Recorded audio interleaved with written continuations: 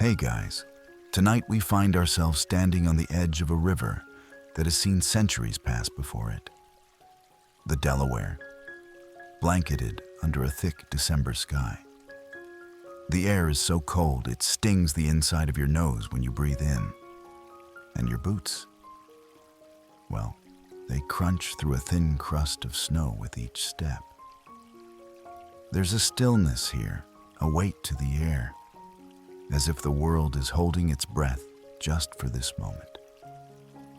It's Christmas night, 1776.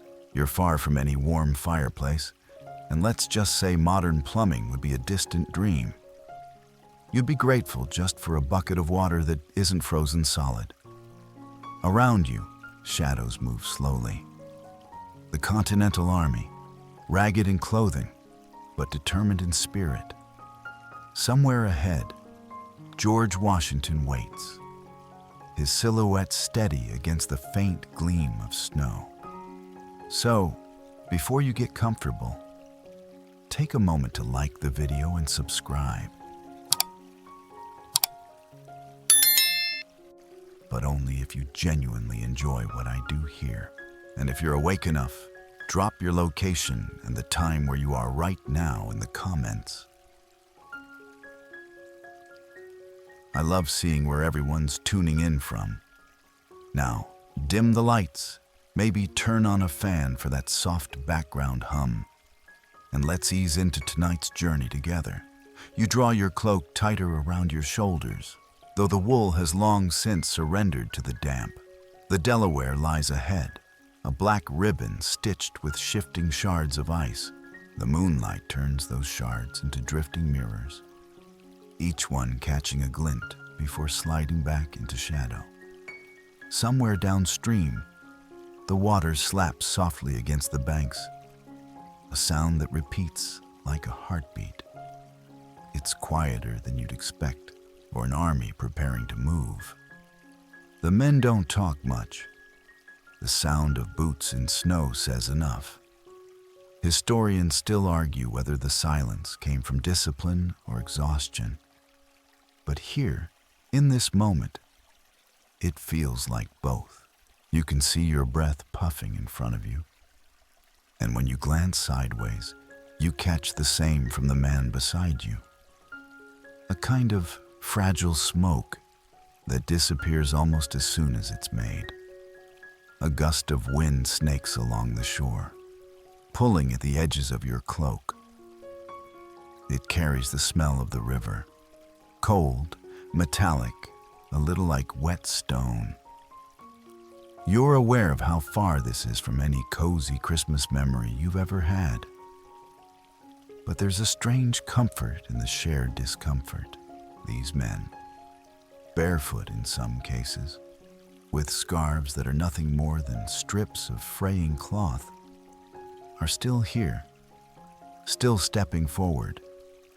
A thin layer of powdery snow has settled on the hats and shoulders around you, making each soldier look as though they've been lightly dusted with sugar. One man ahead of you pauses to shift his musket, the leather strap squeaking faintly. That little sound feels almost too loud in the night air.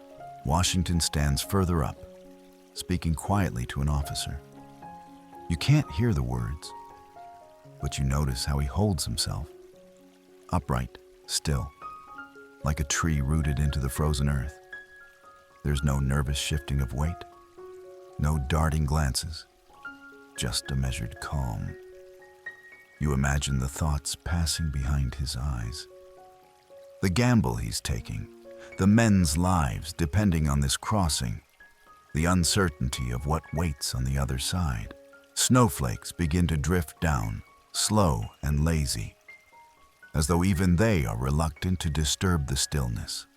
You watch one land on your sleeve, its intricate crystal pattern catching the dim light before melting into the fabric. Somewhere to your left, a soldier muffles a cough into his mitten. Another bends to adjust the rope coiled at his feet, ready for the river boats. Those boats, the Durham Boats, wait like patient beasts tethered to the shore, their broad hulls dark against the icy water. Soon they'll carry you all across, but for now, they simply creak and shift as the current nudges them. A quirky fact drifts into your mind. The Durham boats were originally designed to carry iron ore downriver, not soldiers. Their flat bottoms make them stable, but also leave them at the mercy of heavy ice. Tonight, they'll do a job their builders probably never imagined. Ferrying an army across a freezing river under cover of night. The night air presses in, and you find yourself listening harder, as though the darkness itself is whispering. You can hear the faint groan of ice drifting in the current. It's a strangely soothing sound, almost like the old wooden beams of a house settling in the night. You shift your weight from one foot to the other, feeling the numbness creep up your toes. Around you, the army waits. The only movement, the slow rise and fall of breathing. Somewhere, just beyond your sight, you know the Hessian troops in Trenton are celebrating Christmas, perhaps laughing over mugs of ale, their guard lowered. The thought adds a strange tension to the peaceful scene. You know what's coming, but in this moment, it's still far away. One of the officers passes by, checking the men. He offers a brief nod, and you catch the flicker of a smile. It's not joy exactly, more a quiet recognition of shared purpose.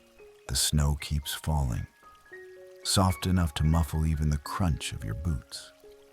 You wonder if the river notices, if the whole world notices this strange frozen pause in time.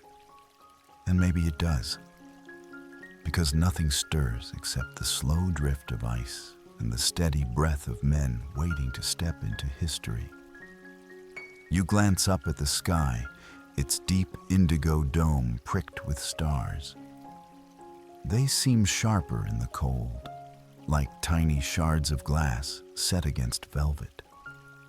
One streaks faintly across the darkness, gone before you can make a wish. Maybe you don't need to. Maybe being here, with these men on this night, is enough of a wish fulfilled. A small group of soldiers moves past, careful with their footing, carrying a long pole between them, likely for pushing ice aside when the boats shove off. Their boots leave faint impressions in the snow, soon softened by the steady drift from above. Somewhere nearby, Washington shifts his weight, the movement slight but noticeable. You realize he's giving the signal for the first men to board. The stillness holds for one last heartbeat before you too will step toward the boats. But for now, the snow continues to settle on the Delaware, cloaking the night in a peace that feels almost eternal. You lift your foot from the snow, and the sound is crisp enough to feel like it should echo. Though the night swallows it instantly, the path ahead is faint, just the faintest trampled line of boot prints leading toward the water's edge. You follow, your breath rising in pale clouds, the rhythm of each exhale sinking with a soft, uneven crunch beneath your feet. The soldiers ahead of you walk in near perfect silence. It's not the rigid hush of a parade ground. It's something deeper, like the whole group shares an unspoken understanding that words would break whatever fragile thread holds this moment together. Historians still argue whether this quiet was the result of discipline drilled into the Continental Army, or if exhaustion had simply stolen the voices from tired throats. Either way, the effect is the same, a line of shadows moving through moonlit snow. Each footstep measured, each sound carefully contained. You notice the variety in their boots, or lack thereof. Some men wear sturdy leather, cracked and whitened by frost. Others have shoes worn so thin you can see the shape of their toes through the fabric. A few march barefoot, cloth strips tied around their feet in makeshift protection. The snow doesn't seem to care, biting through leather, fabric, and skin with the same cold persistence.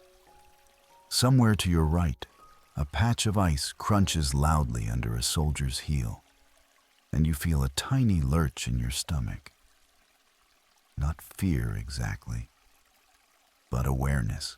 The enemy is somewhere out there across this black stretch of water, though for now they might as well be on another planet. The river and the night are all that matter.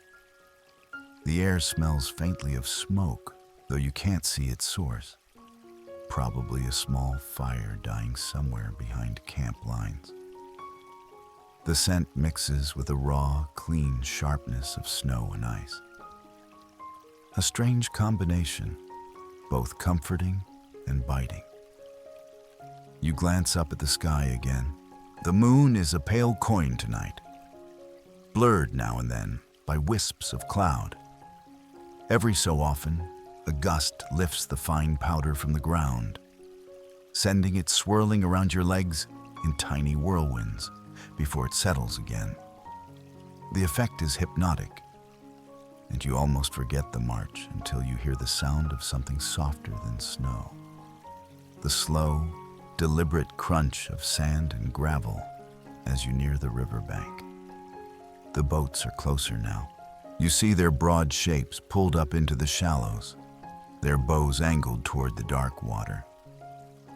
A soldier with a lantern moves between them, the glow swinging slowly in his hand. The light is warm, a little buttery, and you catch how it makes frost sparkle on his coat. Ahead of you, a man stumbles slightly, catching himself on the shoulder of the soldier beside him. Neither speaks. They simply continue forward, boots sinking deeper into the damp earth near the shore. The snow here has been churned into a slush that clings stubbornly to the soles of your boots. The crunching snow changes texture beneath your feet, softer, wetter, and you realize you're stepping onto a thin skin of ice over mud. It gives slightly with each step, making the ground feel less certain. You flex your toes to keep the blood moving, though it's a losing battle against the cold. Your attention drifts to the ways everyone moves, slightly hunched, shoulders tucked in, heads bowed not in defeat, but against the wind. It's the posture of people carrying both their own weight and the weight of the night ahead. A quirky thought crosses your mind. Somewhere, far in the future, school children will learn about this march and picture it as heroic and cinematic. But here, in the quiet cold, it's more like walking home after a long shift. Except your home is a river full of ice, and your shift hasn't even started yet. Someone ahead shifts his musket, and the metal catches the lantern light for a moment before vanishing into shadow again. You notice the frost edging the barrel. Delicate as lace, you wonder how it will feel when the time comes to lift it in the morning. Hands stiff from the night's work, the sound of boots in snow starts to mingle with the creak of wet wood. The first men are stepping onto the planks of the Durham Boats. You're close enough now to see the frost along the gunnels, little ridges like sugar crusting the edges. A soldier steps aboard, and the boat rocks gently under his weight, the water lapping softly against its sides. The man in front of you pauses, glances back at the line behind him, and then takes another step forward.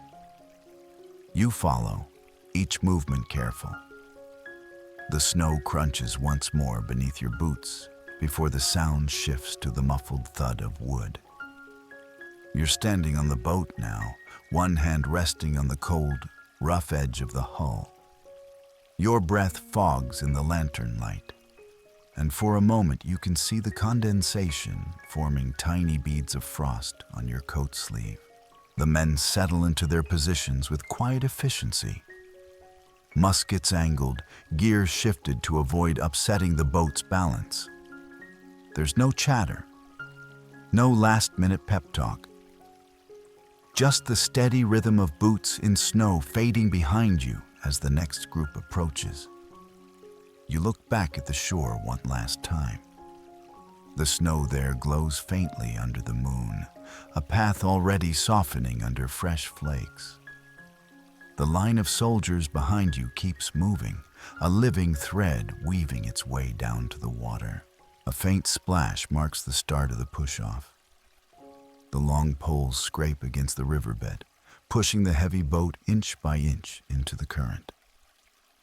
The snow's crunch is gone now, replaced by the deeper, slower sounds of water and ice. The shore begins to drift away behind you, the last muffled footsteps blending into the night. Ahead, the river waits, wide, black, and restless. The snow still falls, but now it vanishes into the water with no trace, leaving the surface dark and unbroken, except for the slow, deliberate ripples from the boat's movement. The boat drifts a few feet from the shore, and in that small shift of distance, you can feel the mood change. The land, with its muffled crunch of snow and familiar footing, is gone. Now it's just you, the men, the river, and the cold. The current presses gently but insistently against the hull, as if testing your resolve. George Washington stands near the center of the boat, his frame tall even under the weight of the heavy cloak wrapped around his shoulders. In the lantern's dim glow, his features are mostly shadow, but the eyes, sharp, steady, catch the light now and again. You realize he hasn't spoken much since you arrived. He doesn't need to. His presence is like the keel of the boat, unseen below the surface, but holding everything steady. You're close enough to see the frost along the edges of his hair, the way the wind teases loose strands that quickly freeze into place. He keeps his gaze fixed ahead, scanning the far shore as though he might will it closer. Historians still argue whether he knew every detail of what awaited at Trenton, or whether this was as much a leap into the unknown for him as for the rest of you. A pole scrapes against the riverbed, and the sound is loud in the stillness.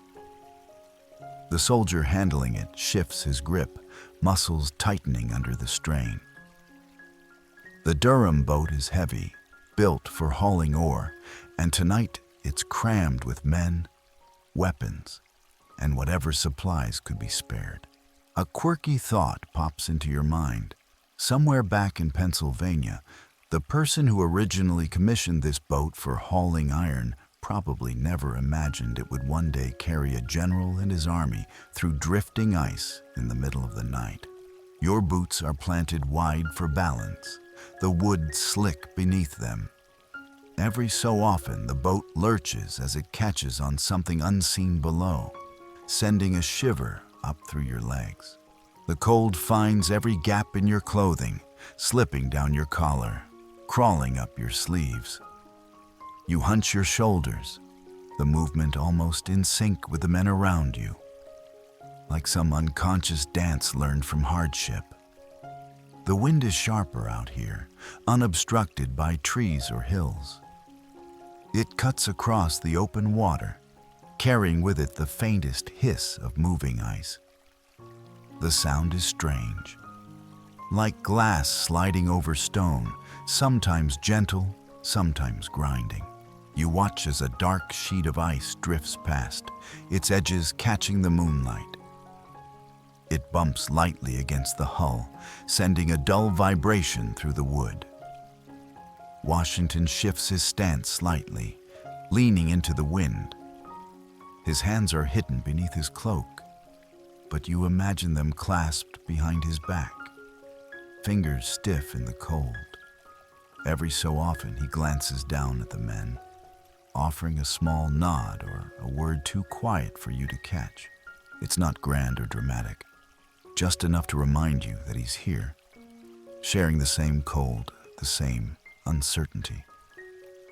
The men around you are silent, but their faces tell the story. One has his eyes half closed, not from sleep, but from conserving energy. Another is staring down at his boots, as if willing them to stay warm. You notice a young soldier, barely more than a boy, watching Washington with open admiration, his lips moving in what might be a silent prayer.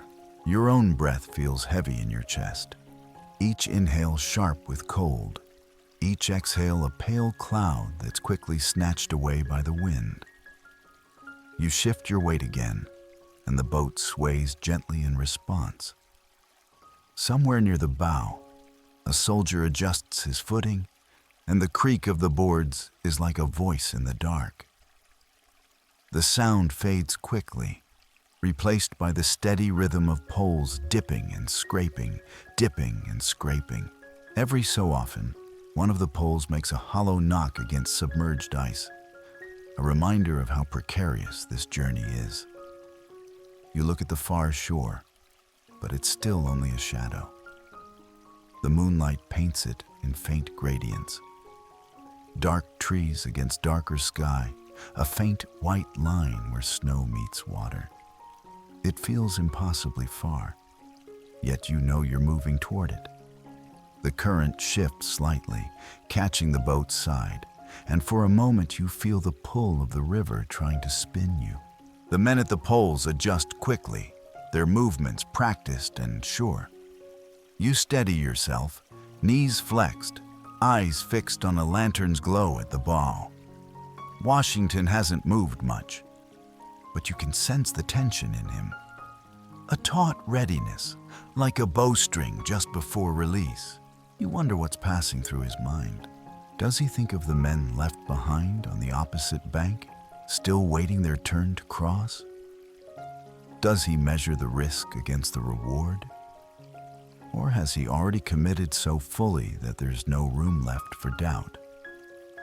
The lantern light shifts as the boat sways, momentarily illuminating Washington's profile. His jaw is set, his breath visible in short bursts. In that flicker of light, you catch the faintest glimmer in his eye. Not the gleam of excitement, but of focus, like a man narrowing his world down to the next inch of river, the next moment that must be endured. Another bump from drifting ice rattles through the hull, and you instinctively glance at Washington again. He doesn't flinch. You think of the stories you've heard, that he could remain calm even under fire, that he was as steady in retreat as in advance. Out here in this silent, frozen crossing, you begin to believe it. The boat pushes on, slow and deliberate, the poles working in quiet rhythm. The sound of boots in snow is far behind you now, replaced entirely by the groan of wood, the hiss of wind, and the distant, irregular thump of ice meeting hull. You pull your cloak tighter and keep your eyes forward. Somewhere ahead, the far shore waits. And Washington, steady, unblinking, waits with it. You feel the boat answer your weight the instant your second foot leaves the shore. A slow, wooden sigh that begins at the gunwale and travels down through the ribs to the keel. Like the old craft is clearing its throat before singing in a key only rivers understand. The plank beneath you gives just enough to make you think about balance, then steadies as other boots thud into place. A careful choreography of bodies and gear finding their spots without words. Muskets tap and clack softly, bayonets sleeved, barrels angled so no one loses an eye to enthusiasm. The Durham boat creaks again. Not a complaint exactly. More the agreeable grunt of a veteran who has done heavier work and will do it still. You widen your stance and let your knees float, the way a cart driver might soften to ruts. The oaken frame responds, a bit springy, a bit stubborn. And that combination has carried ore, timber, and now men. The smell is a layered thing. Cold river, wet hemp rope, tar patched into seams, old timber that's tasted sun and snow and now wears a slick skin of frost. Someone brushes past you, and their wool sleeve leaves a dark, damp streak on your coat. You can almost hear a quartermaster somewhere in the future sighing at the laundry bill. A lantern swings near the bow, and its light slowly washes across the interior, revealing the boat's bones. Thwarts dark with use. Ribs like the inside of a whale, knees pegged tight, a floorboard lifted a finger's width to let water slosh to the bilge. A pole butt knocks, hollow, resonant, against a thwart. And a soldier murmurs a sorry that the river immediately takes. You set your palm on the gunwale and feel a grain raised by winter. A ridgeline of wood under skin, and you understand why these boats were chosen. Low in the water, wide in belly, stubborn against sideways moods. Mainstream fact. These are Durham boats. 40, 50, sometimes 60 feet long, flat-bottomed workhorses of this river. Tonight repurposed by men who have no budget for elegance and no patience for sinking. The men shift inward, heavier loads tucked toward the middle, lighter toward the ends, weight placed where the boat likes it. There are no seat assignments. This isn't premium economy. It's wherever your toes still feel things class. And yet the orderliness has a sailor's logic to it. A few of the crew speak in the accents of the New England coast, the vowels salt-smoothed. You catch a name murmured, Glover, and recall that Washington leaned on Colonel John Glover's Marblehead Mariners to handle the boats. They move like people who know the cranky moods of water, knees ready, hands sure, voices quiet and brief. Push, hold, mind your barrel. Good. A long pole drops to the riverbed with a soft, gritty hiss. Lifts, drops again, testing depth.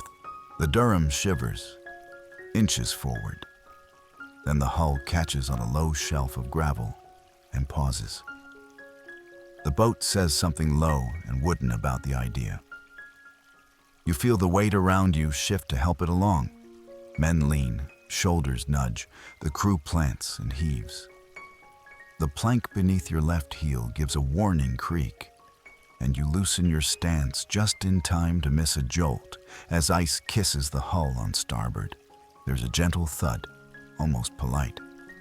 Then another, sharper, and the sound travels through timber to your teeth. You listen for Washington's voice, but he holds the stillness. If he speaks, it's a close, private thing to the man at the pole, a nod carried by lamplight rather than volume. Historians still argue whether he stood throughout the crossing the way the famous painting insists, or whether, like any person who has met both gravity and common sense, he braced and moved when needed. Tonight, what you notice is not a dramatic pose, but a steady center of gravity, the kind that makes other bodies settle without knowing why. A quirky detail drifts up from the planks. Some bright soul once carved the ghost of a name into the thwart with a knife. Letters worn smooth by years of boots and backsides. It's no lover's flourish, just a single crooked word. Maybe the boat's old nickname. softened to anonymity by sweat and time. A smear of tar glistens beside it, fresh enough to shine under the lantern, proof of some last-minute fix by hands too cold to feel proud about it. Another boat nudges alongside, briefly, a dark wall rising close. Hands reach across to steady, fingers hooking ropes, palms slapping wet timber. The sound is a very human punctuation in a night that otherwise tries to erase you. You catch snatches of inventory murmurs, powder tight, flints dry, cannon limbered, and there's a strange, practical comfort in the lists. In-flight snacks tonight are, regrettably, snowflakes and ambition. Farther off, a heavier craft, one set aside for horses and artillery, groans as it takes a load under the watchful eye of Henry Knox. That's another plain fact of the night. The guns will come, and with them the muscles and temper of a man who refuses to let iron drown on his watch. You study the interior again because the interior is honest. There's a small notch cut into a thwart's edge where rope sits better. There's a wedge hammered beside a rib to quiet a rattle. There's a coil of line stiff with cold, a ring of frost where some hat was set for a moment and lifted. Everything has a story, and none of the stories bother to raise their voices. The boat itself feels both brittle and stubborn, like a violin that's been left in a barn but still remembers tune. A crewman places his palm flat on the gunwale and hums, a half note barely there. And for a pulse of time, the hum matches the river's push, and you swear the hull eases for him. He grins when he sees your glance, the kind of quick grin that says, "I have a trick. Don't tell the river." Then he is all business again, planting and heaving as the bottom drops away, and the pole finds less purchase, the push turning to a guiding rake that bites at ice and shoves it aside. The men around you settle into that peculiar traveling quiet that isn't quite silence. You hear leather straps adjusting, a tooth chattering halted by a clenched jaw. The ghost sneeze someone fights and wins. The soft, embarrassed laugh after. The boat's timbers laugh back, a deeper note. Somewhere behind you, a soldier rubs his hands and mutters, "Victory or death," the password chosen for the night. And the phrase hovers like a small, warm candle in a room that hasn't realized it can be heated. The lantern dips and rises, painting faces. A jaw peppered with frost, eyebrows sugared white. Lips that have forgotten the idea of softness. Yet the eyes are clear. You realize, with a slowness that belongs to winter, that courage isn't loud. It creaks like this boat. It sits down where it's put. It keeps an eye on the next inch, then the next. The river offers a test. A jagged flow angles in toward the bowl. Two marbleheaders answer before your worry can fully wake. One grabs the pike, the other the oar kept for shoving, and they meet the ice with a crisp, practiced shove. The flow hesitates, as if reconsidering its life choices, then slides away with a hiss. The boat rocks, the ribs answer, and the keel breathes relief. You let your shoulders drop that extra inch you didn't know you were guarding. Snow drifts into the boat in a fine powder, dusting boots, settling into the stitching of mittens. You brush it from your sleeve and feel the fabric pull, stiff with frozen damp. Remember that gentle reality check about modern plumbing. Add waterproof outerwear to the wish list. Your cloak has taken on the personality of a chilled sponge. You pull it tighter anyway, because rituals matter. Adjust, breathe, look ahead. Another fact passes quietly through your thoughts. The crossing is not one boat, not one neat file, but wave after dark wave of hulls and crews and passengers. A midnight relay that will not finish on schedule, and yet will finish because it must. The river narrows and widens, offers depth and steals it back. And the boats answer with patience rather than speed. Historians still argue whether the storm that moves in later is best called a nor'easter or just a miserable December tantrum. For now, the weather writes in pencil on your cheeks and lets the eraser be wind. You give a little of your weight to the boat, and it gives a little back. And in that small contract, you understand the night more than any order could explain. The Durham creaks, a timber-by-timber mantra that says, hold, shift, hold, glide. The men breathe in quiet unison. The river noses against the hull, curious, not unkind. And the far shore, still a darker shadow against the dark, seems to take a step toward you, as if it too has decided to lean in. The current takes hold like a firm but undecided handshake, squeezing, then loosening, then squeezing again. Reluctant to commit to letting you pass, you feel it first in your ankles, a subtle sway that travels up through your calves, hips, shoulders, until even your breath tries to match its tug and release rhythm. The river is alive in a way that land never is.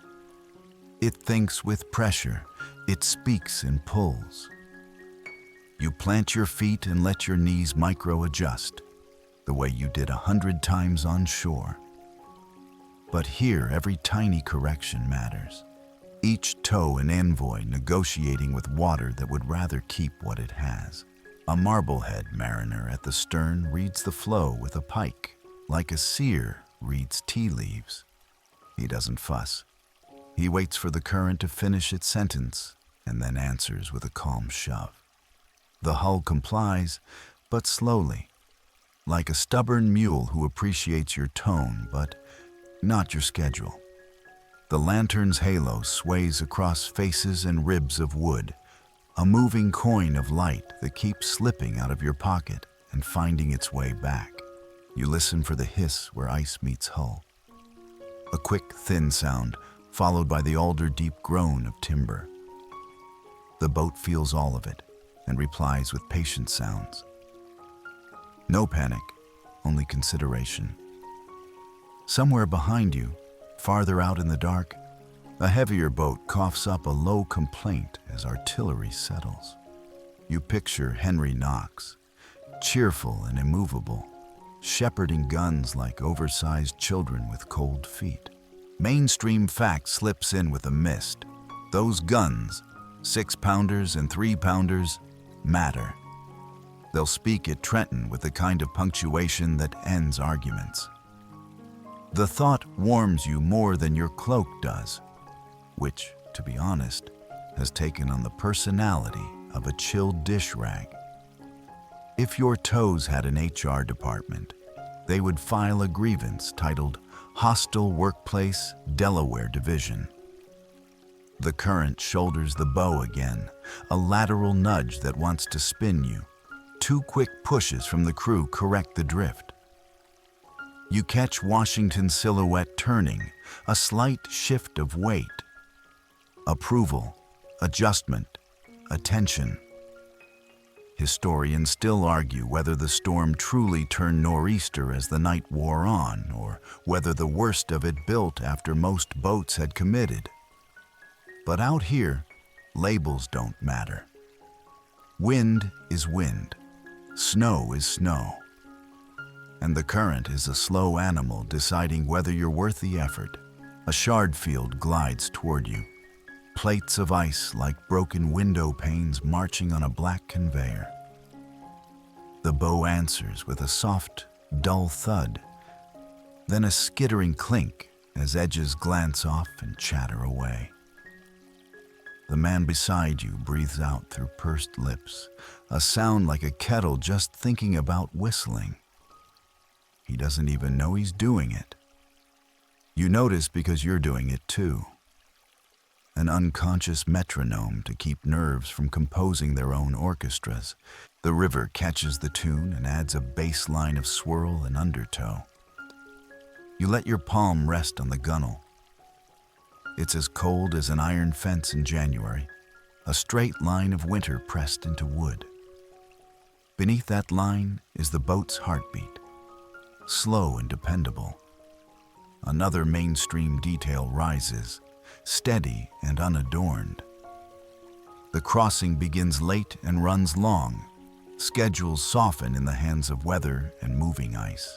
Dawn on the Jersey shore won't be a neat clock time so much as a slow unrolling of gray. Plans bend, intentions hold. The current thickens near midstream, where the river's deepest water slides with the confidence of a road it paved itself. The sternman angles you just enough that the flow carries rather than hinders. You feel the change first as a release in your shoulders. The boat shifts from grinding forward to gliding, not fast, not risky, just smoother. It's a tiny miracle, like when a sticky drawer finally agrees to be a drawer again. Someone, somewhere on board, allows a breathy good that doesn't rise to the level of language. Lantern light brushes Washington's face and moves on, and in the brief illumination, you see the frost gathering on his lashes. He blinks, and the crystals go. He doesn't bother to wipe them. The current tugs again, a testing pull, and you and 50 others lean a hair to starboard because that's what this boat asks. Quirky tidbit for your inner collector. Riverfolk call this kind of flow slob ice, a clumsy word that sounds like its own footprint. It bumps, it slurps, it slides. And tonight, it is the Delaware's idea of conversation. Wind trots across the open water, straight and nosy. It finds the gap at your collar and writes its name there. You press the wool up higher and wish, not for the first time, for a scarf that wasn't also the lower half of some old shirt. Jokes arrive like stubborn geese, 2 at a time, honking softly. If there were a 5-star ride share on the river tonight, it would come with heated seats, complimentary cocoa, and, an actual roof. Instead, you've opted for historic basic, featuring an artisanal breeze and free exfoliation via sleet. You grin into your sleeve, and the grin warms the air under the fabric by a generous half-degree. A whisper moves along the thwarts. Hold. And the boat eases off the pole to let the current do some work. You can feel the difference as clearly as the switch between pedaling uphill and coasting. The hull stops arguing with what carries it, and for a dozen breaths you become passengers on the Delaware's broad back. Men stop fidgeting and let their joints unhook. Snow tick-ticks on wool and hat brims. Your breath finds the longer arc of the glide. Inhale slowly. Let it out slower. And your mind answers by setting down the armful of worries it has been clutching like firewood. Ahead, a shape as black as any shore reveals itself as a rafted set of ice plates welded by cold. The sternman makes a soft, dismissive noise, almost a purr, and tips the bow a few degrees. The current adds its shoulder, and you side-slip the obstacle with an easy arrogance it hasn't earned. A board creaks high and relieved, like it's laughing in an old language. Somewhere off your port quarter, another boat isn't so lucky. You hear the blunt, musical knock of hull to ice, and then the quiet chorus of human voices solving a problem together. The sounds are brief, tidy, successful. The river accepts the apology and waves them on. The far bank is still a rumor, but rumors grow bones when you feed them patience. You can smell a difference in the air before you can see the dark line of trees. Earth under the cold. Leaf mold asleep under snow, a hint of cedar where branches rake the wind. The current softens fractionally as the river spreads its weight near the Jersey shallows. The sternman lifts his pike an inch higher, listening to depth with his hands. Easy, someone says. Not to you, not to anyone, to the whole night. A thought drifts in on a gentle eddy.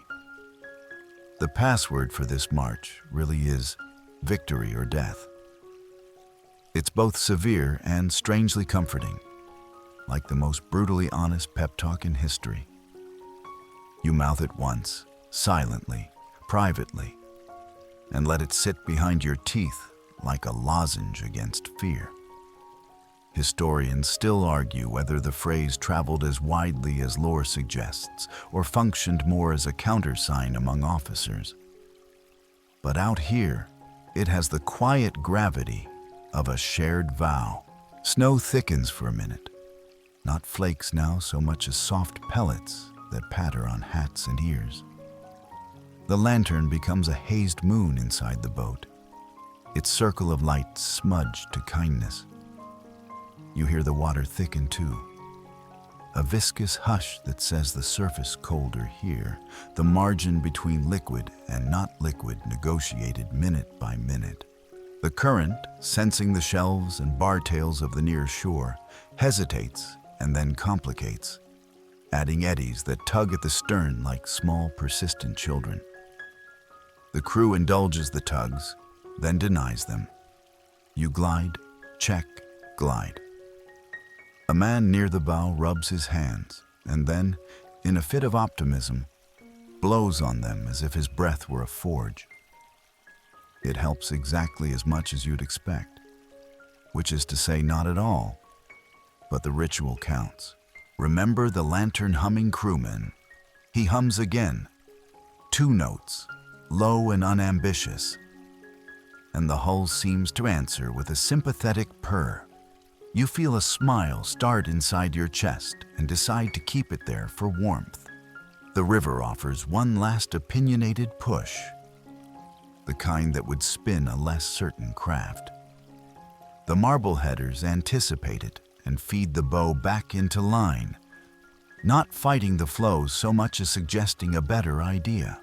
The hull accepts the suggestion, and the current, finally, concedes. You can almost hear it sigh, "Fine then, go." For a handful of breaths, the glide becomes pure. The boat, unhurried and unbothered, slides through a dark so complete it feels soft.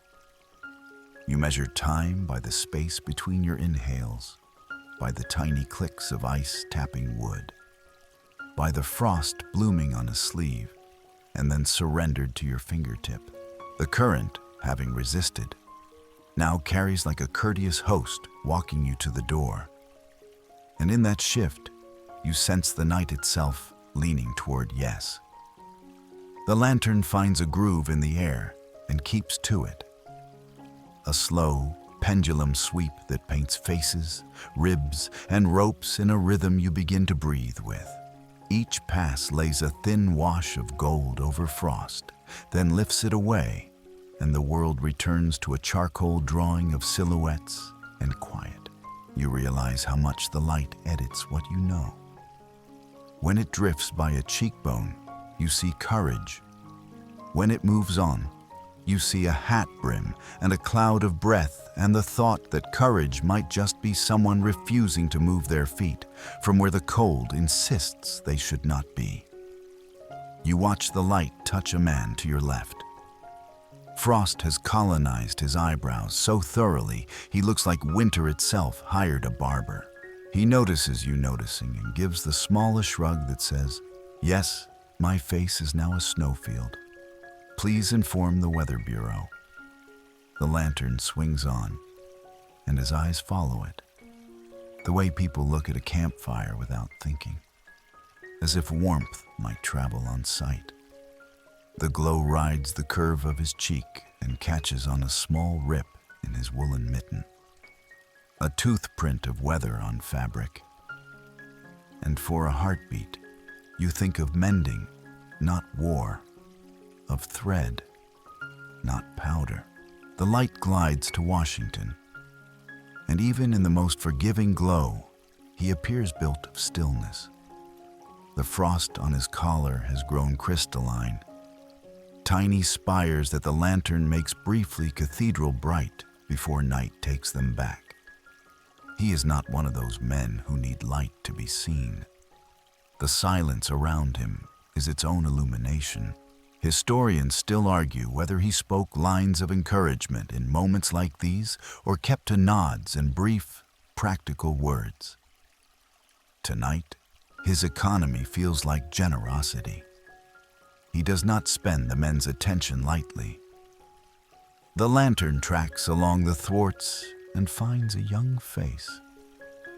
Downy, resolute, wearing the expression of someone who has met discomfort and decided to be polite about it. He's tucked a scrap of cloth under his cap as extra insulation.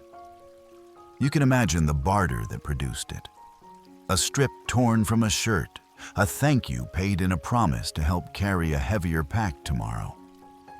Quirky tidbit your mind files with a smile. Some fellows rub a little tallow on their faces to keep the wind from gnawing too deep. Makes them shine like pastries for a few minutes. Then everyone goes back to being human icicles. The lantern drifts on. You feel its absence like the aftertaste of sweetness. It pauses over a pair of hands cupped around a tin, the bottom warm from someone else's body heat and little else. A shared furnace that never quite catches. The man rubs his palms together with a soft rasp, then presses his fingers to the tin as if convincing it of its destiny. "Work with me," he whispers to the metal, a bargain brokered in breath. The boat, indulgent, answers with a familiar creak that could be translated as, "I am working with you. In fact, I am working with all of you. I will send an invoice later." Snow comes and goes in miniature curtains, thinning the lantern from coin to halo. It makes faces look softer, the way a sheer curtain forgives a window in winter. A marbleheader leans into the glow to check the line draped over a thwart. You see the callus map on his fingers, an atlas of old rope and salt. He hums. 2 notes, the same sleepy duet from earlier, and the light seems to agree, nodding on its hook. You remember the rideshare joke and upgrade it in your mind. This is the ambient candlelight tier, complimentary dimness included. Cocoa still pending due to, history. A breath of wind comes with a rumor of land smell. Earth, leaf mold, something cedarish. And the faces turn fractionally toward it. Not enough to unbalance the boat, just enough to agree that yes, home exists somewhere. Even if home tonight is a cold bank and a long walk to an unlikely morning, the lantern finds a mouth forming the words quietly. Victory or death. And you feel the phrase again take its seat behind your ribs. Mainstream fact taps your shoulder like a sensible friend. Earlier this month, Washington had Thomas Paine's new pamphlet read to the troops. These are the times that try men's souls.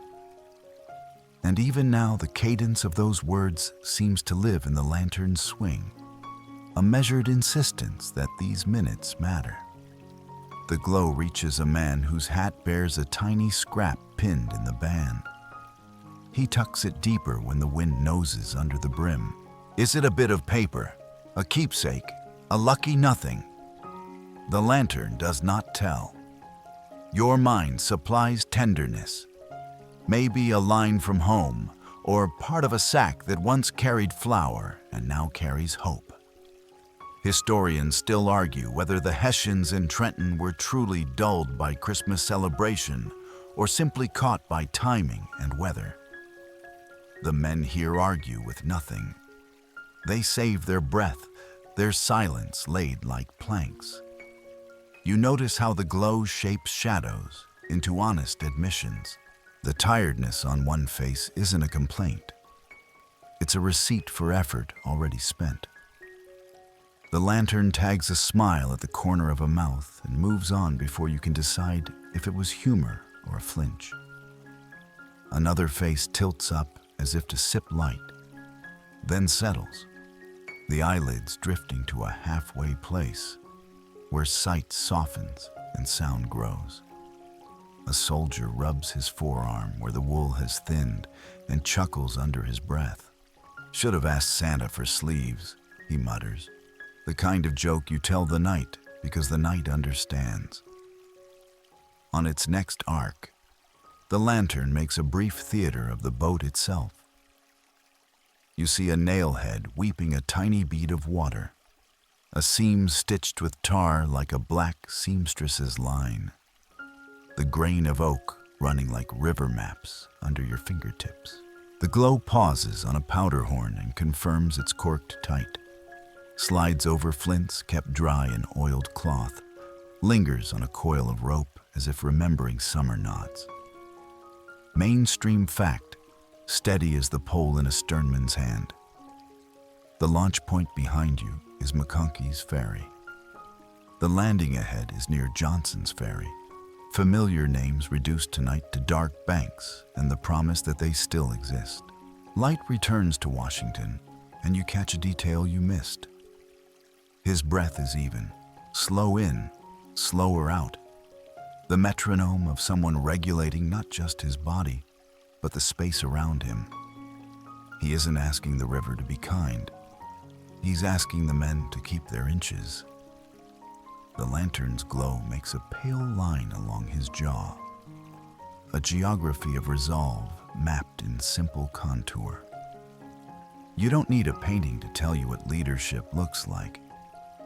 It's this, the quiet that doesn't let quiet become doubt. The faces around you tilt in and out of the golden wash, and with each pass, you learn a little more of their private inventories. One man has tucked straw into his shoes, quirky, practical, a hayfield's last contribution to the cause. Another has tied a strip of red cloth at his wrist, a wrist that flexes now and then as if rehearsing for the morning's work.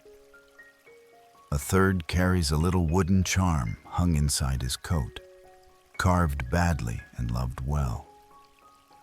None of these things are armor. All of them are. Lantern light collects in the corners of the boat like small pools. In one, you catch a reflection of your own face and almost don't recognize it.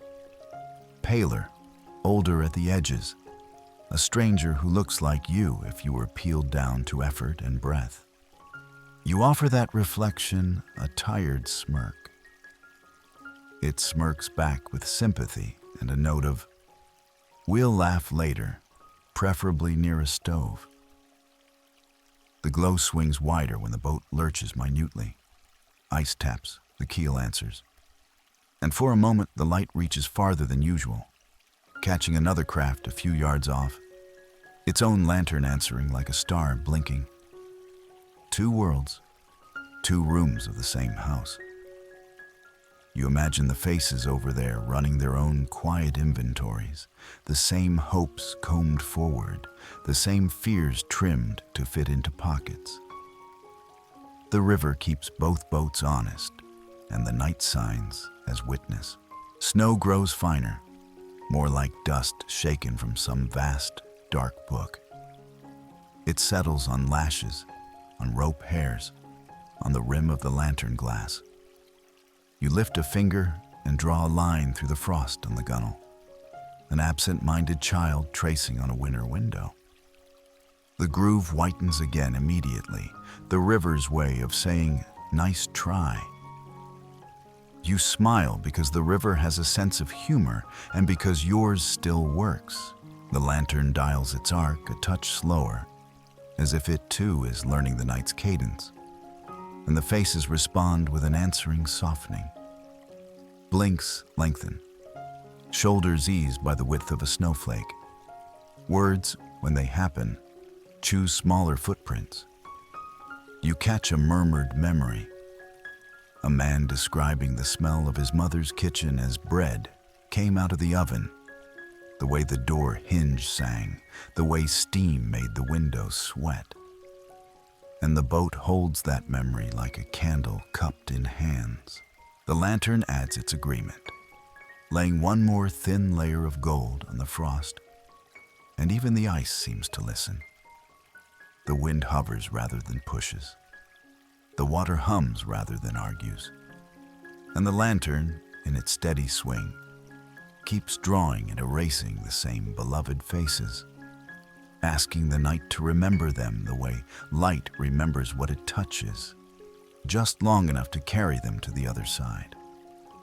Somewhere between one lantern swing and the next, the river gives you a small mercy, a quiet pocket where the wind lowers its voice and the boat slides like a thought you don't have to finish. In that soft hollow, the word Christmas wanders up like steam from a cup you're not holding, and before you stop it, your mind warms its hands on memory. You don't resist. The night isn't asking for heroics every minute. Sometimes it only asks for remembering. You think of a door back home that sticks at the top, the way you have to put a shoulder to it. And of how on winter nights the kitchen would answer first, because kitchens always do. Bread exhaling, a pot humming, the floor warm in a circle where the stove stands guard. You hold that door in your head and open it as carefully as the stern man guides the bow around a floe. Inside, someone laughs at a small joke told for the 100th time because it still works. Inside, a slice of orange glows like contraband sunshine at a plate, rare enough to count as a holiday miracle.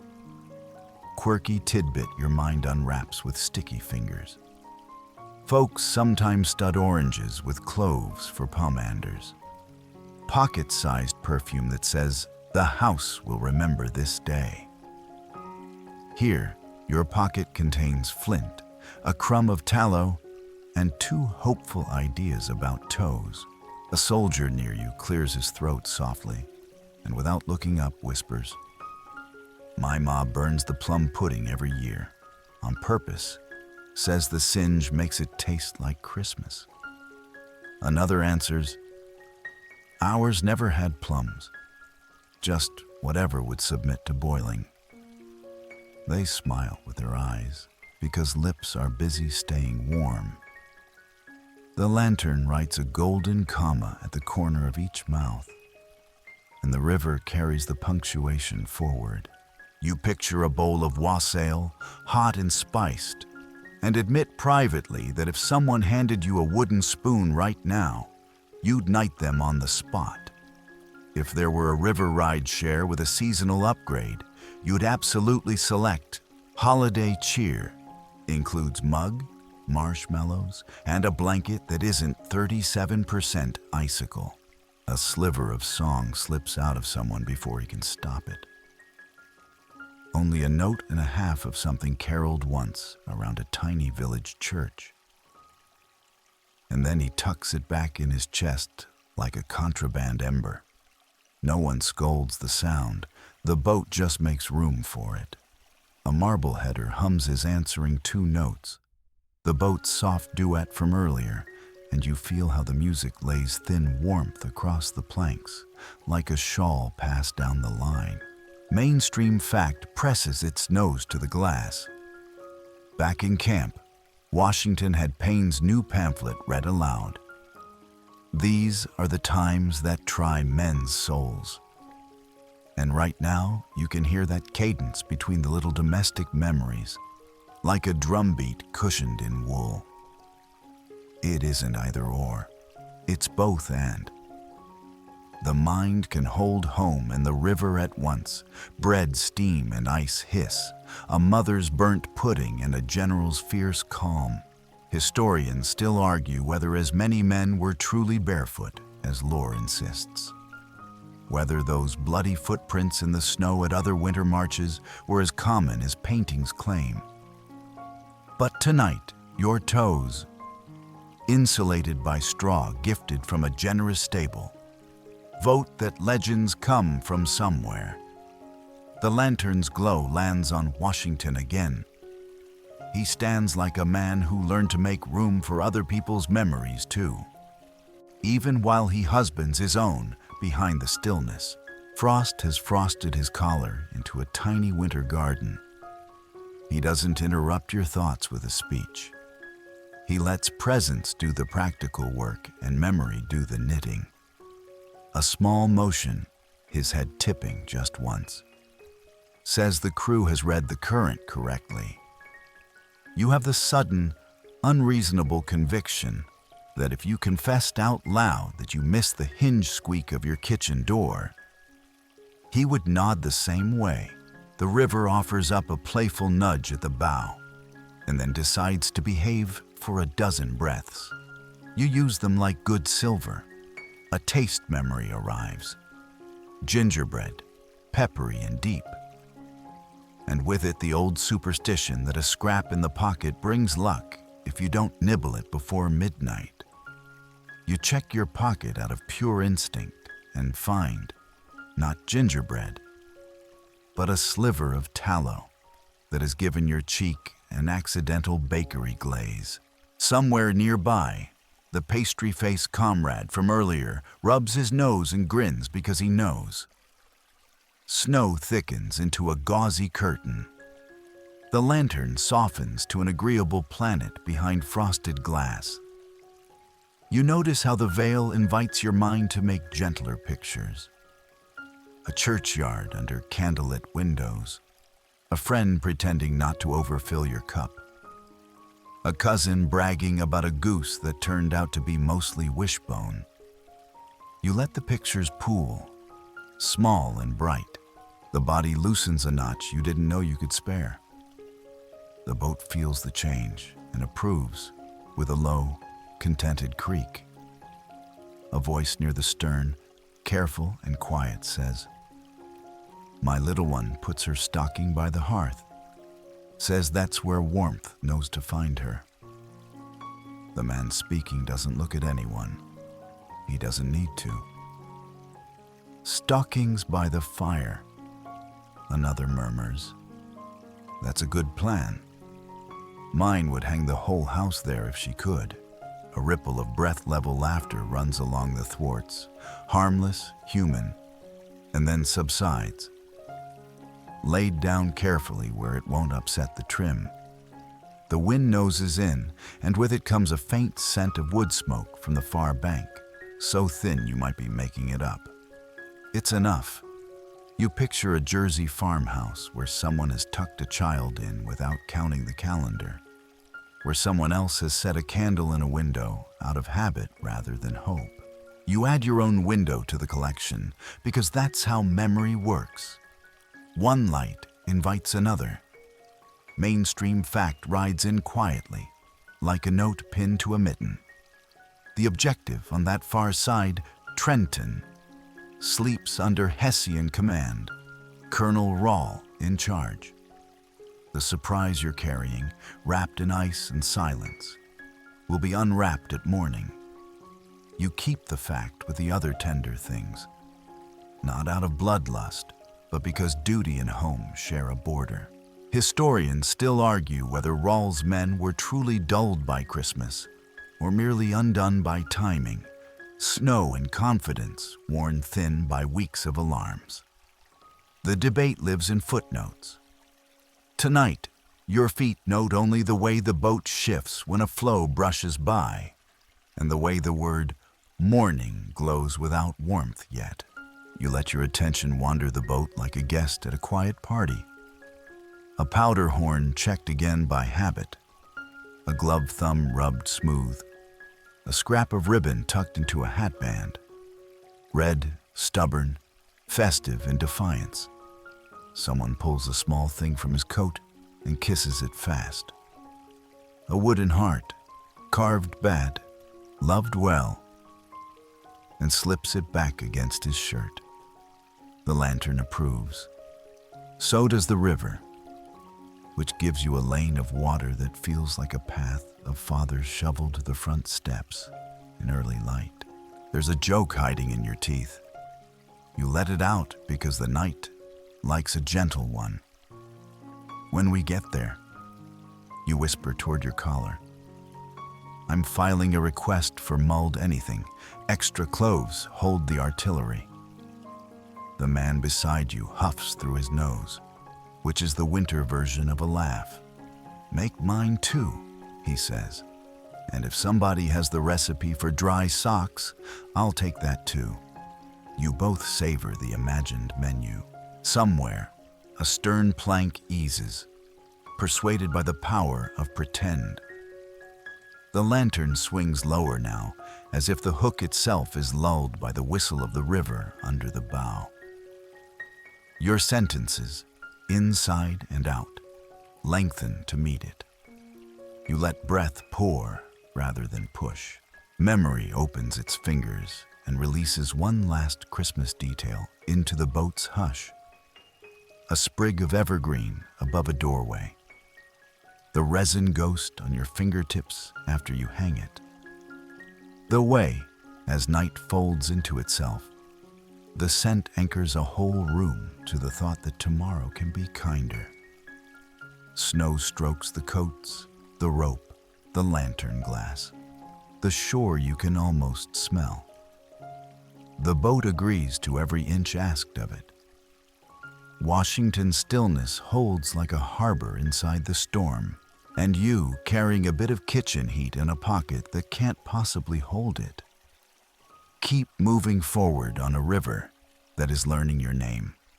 The first bump is small enough that you mistake it for your own pulse tapping the wood. A second follows with a clearer opinion.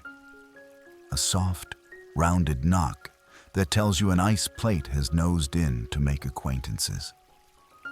The hull answers with a low vowel, elongated by winter. You set your palm to the gunwale, and the cold comes up through your hand like a message bitten into tin. Steady, steady, steady. You can't see the flows clearly, only the thin, pale edges where moon and lantern find them. But you feel their signatures through the boards. The light taps are saucers, the skittering clinks are shattered shards, and the deep, bellied thuds belong to slabs that remember being part of the river's skin earlier in the day.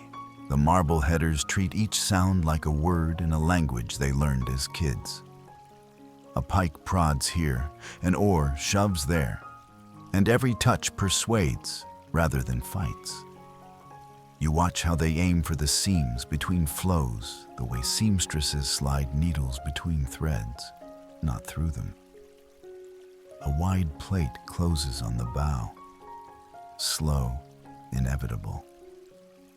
Two men plant their pikes and push. You feel the pressure translate through timber into your shins. The flow hesitates, then pivots away with a sulky hiss, its edge whispering along the hull like lace torn carefully from a dress. The boat rocks and then resettles, the kind of motion that wants to knock a joke loose. You oblige the night with one, under your breath. 5-star river massage, no extra charge. The man beside you snorts softly, the snow-dusted version of a laugh. Includes exfoliation, he whispers back, and an ice shard immediately volunteers to demonstrate on the hull. The river's surface is a moving chessboard, the current sliding the pieces faster than human hands could. You begin to see how the crew thinks 3 moves ahead. They angle now to avoid a pressure ridge later. They give up a foot of distance to spare 10 feet of arguing with stubborn ice. It's a quiet choreography, all hips and wrists and small words. When a floe threatens to trap you against another, a marbleheader rakes the nearest plate's edge, slicing water over it, so it loses purchase and drifts like a sulking child told to go play elsewhere. Mainstream fact hums under the scene. Washington's crossing is no single drift across open water. It's a night spent threading these floes, boat after boat, men, horses, and guns ferried in dark relays. The storm building toward dawn. Far off, you can still hear the occasional iron note of artillery settling. And you imagine Henry Knox counting each piece the way a librarian counts rare books in a storm. By touch, by breath, by the relief in his chest when the last one speaks its name on shore. A floe bumps along your starboard side in a rhythm that would be cheerful if it weren't so insistent. Tap, tap, thud, tap, tap, thud. And your knees begin to echo the pattern without your permission. You widen your stance, soften your joints. The rhythm changes when the flow meets another and locks briefly, sending a vibration through the hull like a string plucked too hard. A crew woman in your mind, because surely somewhere upstream there's a mother who taught someone to read rivers, says, "Easy." The sternman agrees with a small twist of the pike, and the lock breaks with a sigh. The ice sounds become a catalog. Tink, chips, tonk, plates, thunk, slabs, scritch, rhyme. You learn them the way you learned footsteps in a childhood house. Who was coming down the stairs by the length of the creek? Who skipped the third step to avoid the scold? The boat learns you back, incorporating your balance into its arithmetic. You give it your ankles. It gives you its patience. The lantern, newly hazed by snow breath, paints a milky halo on the floes closest in. You notice how their edges aren't clean. They're feathered, layered, like pages that got damp and then froze, a history of the river's day written in ice script. Quirky tidbit you save for a warmer retelling. The marbleheaders nickname these soft-edged plates slob. Not elegant, but perfectly true to touch. Farther north, some folks will call the little round ones pancake ice. And right now, you could go for a stack with syrup and a heated fork. No questions asked. An eddy folds under the stern and gives you a sly shove sideways, trying to nudge you between two drifting slabs. The crew reads the trick and answers with a double push. Stern gliding, boo nodding, turning the trap into a lane. You feel the moment pass through the boat like a held breath released. Above the bow, Washington's silhouette tips by a degree, acknowledgement without performance. Historians still argue whether he stayed in one boat or moved among several, whether he stood or braced, whether his famous composure was art, habit, or both. The night doesn't care for footnotes. It records how stillness, when practiced correctly, steadies other bodies. Every few moments, ice scrapes the hull in a high, fine note, the way a knife sounds when it finds porcelain. No one winces. The sound becomes part of the lullaby of the night. River, wind, wood, ice, breath, each taking a turn, each yielding to the others. You catch yourself breathing longer, as if your lungs have understood the meter and decided to become generous. A small floe bobs up beside the boat, and you notice a dark smudge caught in it. A twig, maybe a leaf, perfectly preserved in its new, transparent home. It rides along like a stowaway who chose the wrong ship. You consider appointing it the voyage's mascot, and then decide not to tempt fate. You give it a nod instead, the diplomatic courtesy due to any traveler out of its depth. The boat eases into a broader field, broken plates as far as the lanterns reach, edges kissing, separating, kissing again. The sternman's pike becomes less a prod and more a pointer, tapping lightly to mark thin seams the bow can slide through. Your body answers with fine corrections, a small choreography of calves and toes. Your cloak, still the world's saddest sponge, surrenders a bead of water to the wind and replaces it with a bead of snow. A trade not in your favor. You mutter a bargain with the universe. Cocoa on the other side. Socks that remember how to be dry. A hearth that doesn't have to be imagined. The universe replies with another polite bump of ice and the faintest smell of cedar from the far bank. You pass close enough to another boat that your lantern lights the frost in their men's beards, like the spires of a tiny glass city.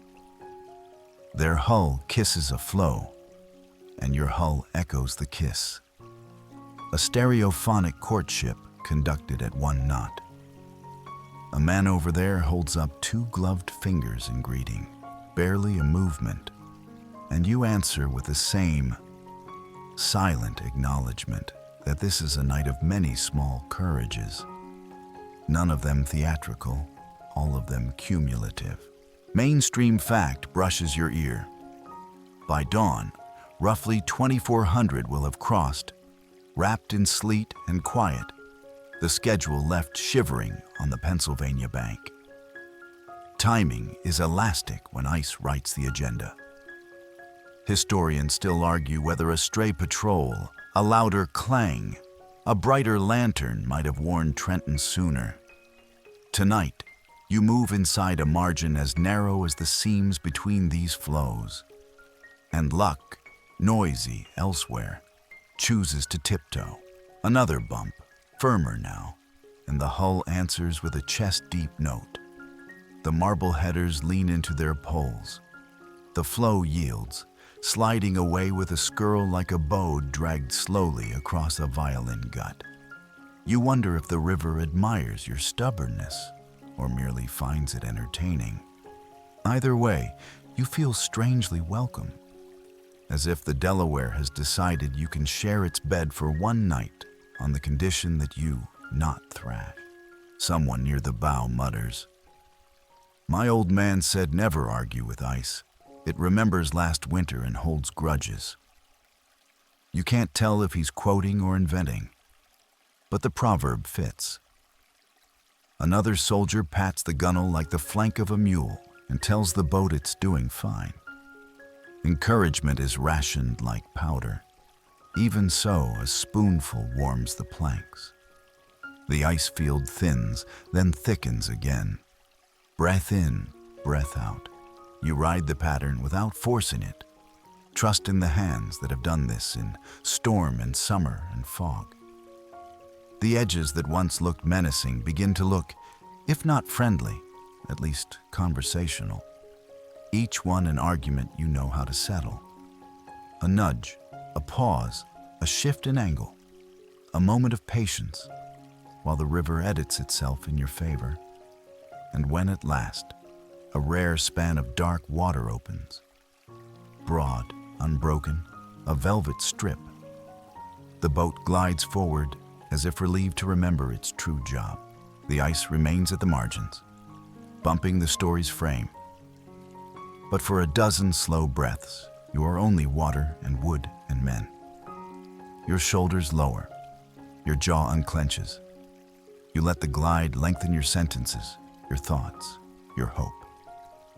Somewhere behind you, another hull knocks a cheerful, still here into the night. Somewhere ahead, the far bank breathes cedar and leaf mold, and the idea of ground that holds. The flows keep talking, but softer now, like guests seeing themselves out. You answer with balance and breath and that small, stubborn humor that keeps cold from becoming the only language. The boat agrees. The river agrees. Even the ice, in its begrudging way, agrees. And you, still moving, keep your palm on the gunwale and your eyes on the seam of open water that keeps appearing, like a promise taught to come when called. Your fingers have gone past the stage of tingling and into something quieter, like they've decided to hibernate without consulting you. You rub them against the rough inside of your cloak, not expecting heat so much as proof they're still part of the team. Around you, the same subtle movements ripple from man to man. A foot shifted to restore feeling, shoulders rolled once under wet wool. A jaw opened in a yawn that tries to hide itself in the collar. Cold has a way of shrinking the world until it's just your body and what it's carrying. But here, in this boat, you feel another kind of warmth. Thinner than a hearth, stronger than a coat. It's in the way the men hold their shapes against the river's push. In the way no one gives the cold the satisfaction of a complaint. Frozen hands, yes, but resolve that refuses to stiffen. One soldier to your left peels his mitten away just long enough to check the priming of his musket.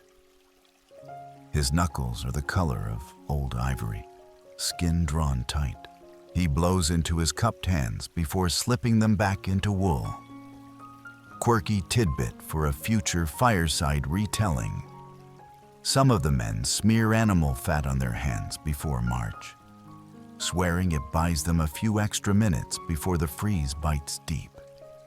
You can't tell if it's science or superstition, but tonight you'd try either. The boat tilts gently as the sternman shifts position. The ice field behind you is more scattered now, but the river still offers the occasional testing nudge. Your boots, damp at the seams, are beginning to freeze into the shape of your feet. You imagine taking them off later and setting them by a fire, if there's a fire, and hearing them sigh back into leather. A creak from midship draws your eyes. Washington has moved one step, just enough to adjust his balance. His cloak lifts slightly with emotion, and you see the edge of a gloved hand resting at his hip. He doesn't fuss with it, doesn't rub or blow into it, just lets it be. Historians still argue whether his calm was natural or cultivated. But here, now, it feels like an anchor driven into the riverbed. The sight steadies you more than the boat does. Snowflakes land on your exposed cheek and melt slower now, as if the air itself is reluctant to warm them. You glance toward the bow where two men are quietly flexing their fingers, one at a time, like pianists warming up for a difficult piece. A low murmur between them. We'll make it. Aye. 2 words, shared like bread. The man beside you pulls something from his pocket, a square of cloth. He wraps it around his hands, tucking the ends into his sleeves. Gift from my wife, he says softly, not looking at you. Said it was for the long nights. He pauses, then chuckles under his breath. Didn't think she meant this. The laugh fogs the air in front of him before disappearing into the dark. The boat sways again, and you plant your feet wider. The planks under your boots are rimmed with frost where water has splashed and frozen in place. A marble header at the stern reaches down to break a thin crust forming along the gunwale. He chips it away with the end of his pike, sending shards into the river where they vanish without ceremony. Mainstream fact drifts in. Frostbite wasn't just a discomfort during these campaigns. It could end a soldier's service entirely. fingers too stiff to grip a musket, feet too damaged to march. Supplies were short, winter was long, and cold could be as decisive as any bullet. That knowledge hums quietly among the men here, but no one names it. A young soldier shifts closer to you, his breath hitching in short bursts.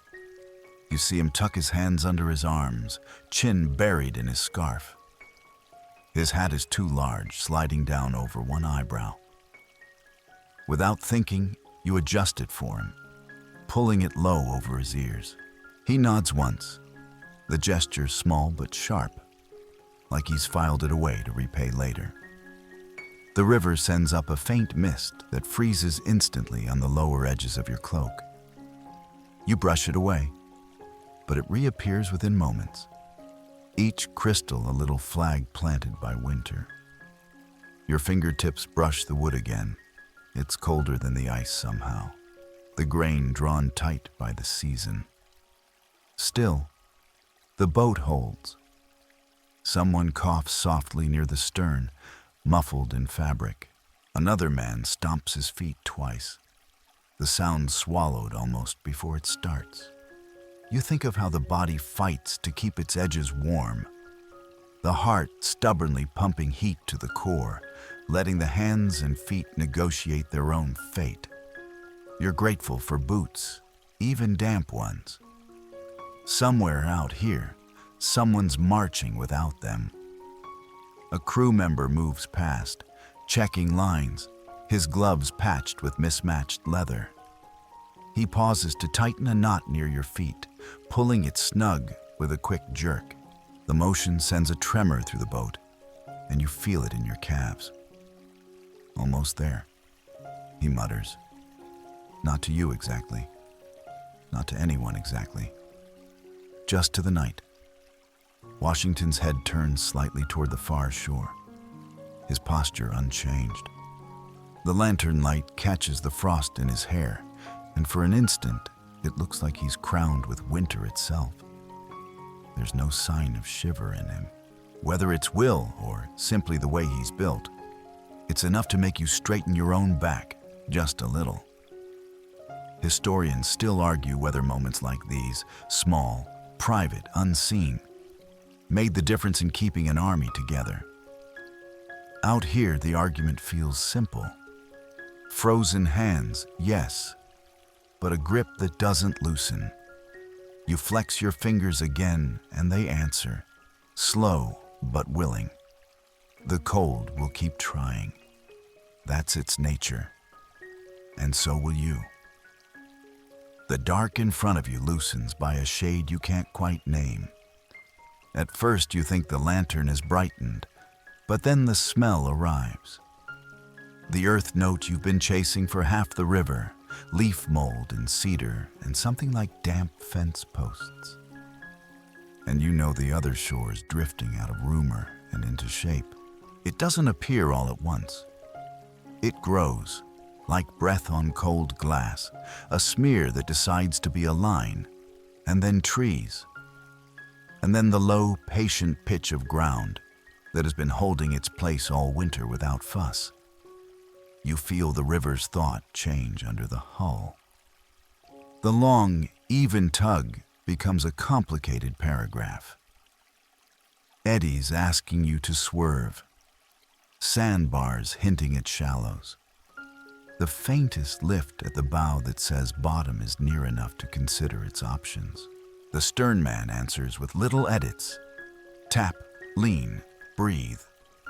And the boat obeys with a grateful creak, as if relieved to be negotiating with land again. Your ankles hear it before your ears do. The sway that has been your metronome finds a slower beat, a kind of shallow water shuffle. You widen your stance without thinking, letting the planks tell your knees what to do. The shoreline is still mostly silhouette. Branch lace, a low slope, the suggestion of scrub. But every breath makes it truer. Snow keeps falling in patient handwriting, and the trees read it without moving. Somewhere ahead, A branch drops its small burden, and the sound is so delicate, you almost mistake it for a bird shaking itself awake. You could believe, for a dangerous moment, that nothing expected you here. The river corrects the thought by nudging a flow against the hull. Don't get dreamy now. A hush runs softly bow to stern. Shallows. It's not quite a word so much as a shape in the mouth, but it travels well. Poles shorten their stroke. The boat lifts, settles, lifts again. You catch the faint scrape of gravel under the keel, gentle enough to feel like a greeting, and then the sweeter sound, the low hush of water parting around something that won't move. You're not aground yet, only in the neighborhood. The sternman eases you sideways to find a friendlier patch. The crew's hands become careful and ceremonial, setting the boat down inch by inch, as if laying a sleeping child into a bed that creaks. Lantern light fattens against the bank, turning from coin to shallow bowl. And in that widening glow, you catch the first certain thing. A slanted fence post wearing a cap of snow. One post becomes a line of them, then a break, then a bare-limbed hedge. The far trees step closer. Your nose confirms what your eyes receive. Wood smoke, faint, not from a fire meant for you, but from a house somewhere inland that forgot to hide its breath. The smell threads through the boat and pulls on a few smiles that don't quite form. Mainstream fact speaks softly inside the hush. You are nearing the Jersey side, close to the landing near Johnson's Ferry. The place the plans have pinned, the place the maps said would make sense if the river consented. The river, having written its long critique, appears ready to sign. The keel kisses bottom for real this time. First, a polite tap, then a firmer press that still allows movement. The men adjust by halves. Weight forward, then back, then still. A marbleheader plants his pike and holds, grip easy but final. Another lines the bow to a darker smudge that will be a notch in the bank when the lantern circle leans a little more that way. You tell your fingers to prepare for the first job they'll like tonight. Closing on something that doesn't move, a small joke tries to wriggle free, and you let it. 5-star rideshare has reached "your driver is outside" status. You whisper into your collar. The man beside you murmurs, "Tipping in frost then." And the river, with exquisite timing, pays you both a last little bump for the road. The bow brushes against a ledge of packed snow and earth. Hands reach, gloved, stiff, eager without being greedy. And the boat's long body exhales on a pitch you feel in your ribs. Ropes pass forward with soft thumps. A pole bites into the bank like a walking stick that has become a stake. The hull settles the last inch with a tired gratitude you share. Land. It isn't warm, it isn't generous, but it holds. Washington has barely changed shape in all this. Only the tilt of his head and the line of his shoulders telling you he has already stepped his mind onto shore. Lantern light finds the frost on his collar and turns it, for a heartbeat, into a crown. He turns slightly, and though he doesn't speak, the message is as legible as any order. Easy, quiet, begin. The choreography reverses itself with the same untheatrical grace that got you here. There are no trumpets, no after-you-sir flourishes. Just men who know what weight does to wood and cold and plan around that knowledge. One at a time, then two at a time, boots meet bank. The first step sinks an inch in crusted snow. The second finds the firmer earth beneath it. And the third decides to be something like standing. You follow, and the land answers your souls with a kind of surprised kindness. It has expected you for hours, now pretends it didn't. Cold, having lost the argument with water, tries a new tactic, up through the ankles, in along your boot seams, a final complaint before it becomes the ground's problem instead of the river's. You step aside as the next men come off, then reach back to steady a musket, a shoulder, a breath. No one thanks out loud. This is the kind of relief that would break if named. To your right, a heavier boat noses in, its lantern a small moon caught in smoke. You can't see the guns, but you hear them. That particular iron hush as weight argues with gravity and wins by method. Henry Knox, you decide without seeing, is counting again. Each piece a child he refuses to misplace. Mainstream fact taps your shoulder once more. Those guns will matter in Trenton, their voices setting the day's grammar at just the right moment. You allow yourself the tiniest sip of pride and put it away before it gets warm. In the near trees, darkness is ordinary again. Branches, trunks, the honest geometry of a winter wood. Snow glows faintly on each limb, like handwriting that can only be read at this hour. A path suggests itself as a strip of slightly less dark. The air is different under the boughs, stiller, scented, like a room you've been allowed into on condition of quiet. You think of how the outline you made with your mind back midstream now overlays the real. Tree here, fence there, a slope that will complain under boots. And the two versions agree. Quirky tidbit to pocket for a warmer night. A marbleheader, stepping past, is chewing something that looks like resin. He catches your curious glance and taps his cheek. Spruce gum, he whispers. Keeps the mouth from going to sleep before the rest of me. He grins, a quick white flash under frost, and moves on. You file it beside straw in shoes and tallow on skin, the quiet innovations of people who bargain with weather like it's a neighbor. Powder tight. Someone breathes, and the answer comes back in a chain of nods and brief checks. Horns corked, flints dry, barrels clean enough to remember their purpose. The password, the one that sat behind your ribs all night, passes low along the line, not dramatic now, only practical. The way you might remind yourself of where the door is in a dark house. Victory or death. Not a shout, a note.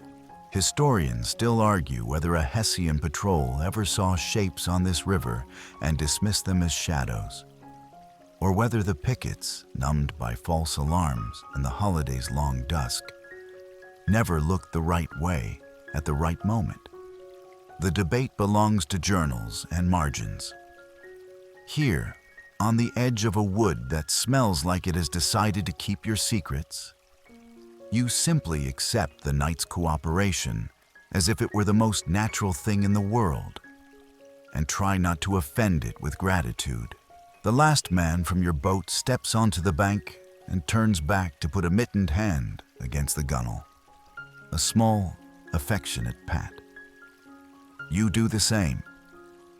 The boat has become one of your stories, and stories deserve a touch before you carry them into the trees. The crew tends lines, setting the hull so it won't wander, and their motions, efficient, unhurried, confide that this is not their first late landing and won't be their last. Your feet test the path under the boughs. Snow creaks, a polite warning to roots that you are passing by. The lantern is shaded now, its light a private thing held close. Shadows arrange themselves as if anticipating your shoulder, your hip, your breath. You move with the line, and the line moves with you. A single body that has learned to walk without wasting words. Behind you, The river goes about its business as if it never noticed you. Ahead, the wood inhales, and the world narrows to the space between one boot print and the next. The other shore has stopped emerging. It is here, under your soles, along your shins, inside the cold that wants so badly to be the only story. It won't be. Not tonight. The trees receive you like a room that's already asleep. The kind where you learn to close the door by the hinge and not the latch. Branches knit a shallow roof, and the snow that has been drifting freely all night agrees to land more politely here, lining each limb with a pale cuff. You step into the hush and feel the river slide away behind you. A friend who knows when not to follow. The ground is a quilt of crust and powder. Your first foot sinks, the second chooses better, and by the third, your body remembers how to walk on something that holds. Breath moves differently in woods. It slows on its own, as if the trees have passed you a note that says, "We are not in a hurry." You let shoulders drop a notch you didn't know was spare. The line gathers in the understory in a shape that isn't exactly a circle. No one has that kind of geometry left, but suggests one. Boots making quiet commas behind trunks, gear set down with courtesy. A lantern gets shaded so its glow is less opinion and more whisper. Every sound finds flannel to lie down in. Your hands, freshly promoted from river ornaments to land equipment, flex experimentally, feeling returns like people arriving late to a meeting, one by one, apologetic, slightly noisy. A marble header slips through, doing the small inventory that looks like fidgeting but is love. Ropes coiled, knots checked, boat names padded in the mind.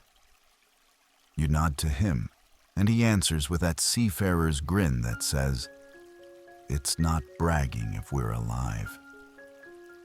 The cold wants to argue the point, of course, nosing up through your soles and down through your collar, a last-ditch filibuster. You rehearse your counter rituals. Stamp gently, roll shoulders, pull hat lower, slide hands under arms. Repeat. A man near you unwraps his wife's cloth from earlier and presses it against his wrists, where the pulse lives. You realize warmth is not just heat. It's memory with circulation. Snow hushes the branches overhead. Nearby, a sapling sheds its burden in a small shrug. You watch the powder tumble and vanish into the general whiteness on the ground. The tree seems taller afterward, relieved, and you sympathize. You ease your pack of hair to the left. Somewhere, a knee pops, soft as a cork. No one winces out loud. Mainstream fact tiptoes in, because even the truth knows better than to stomp here. Once all ashore, the Army will form into 2 columns for the march. General Green's wing taking the upper road inland, General Sullivan's following the river road. Threads designed to meet and tie a knot around Trenton by morning. You can feel the plan unrolling silently around you. Not as a map pinned to a table, but as a series of glances, gestures, and the shared understanding of how feet draw lines. A runner comes and goes, a shadow separating from a tree, and then becoming a tree again. Message folded in a mitten, passed palm to palm. You catch only a fragment. Green to the left.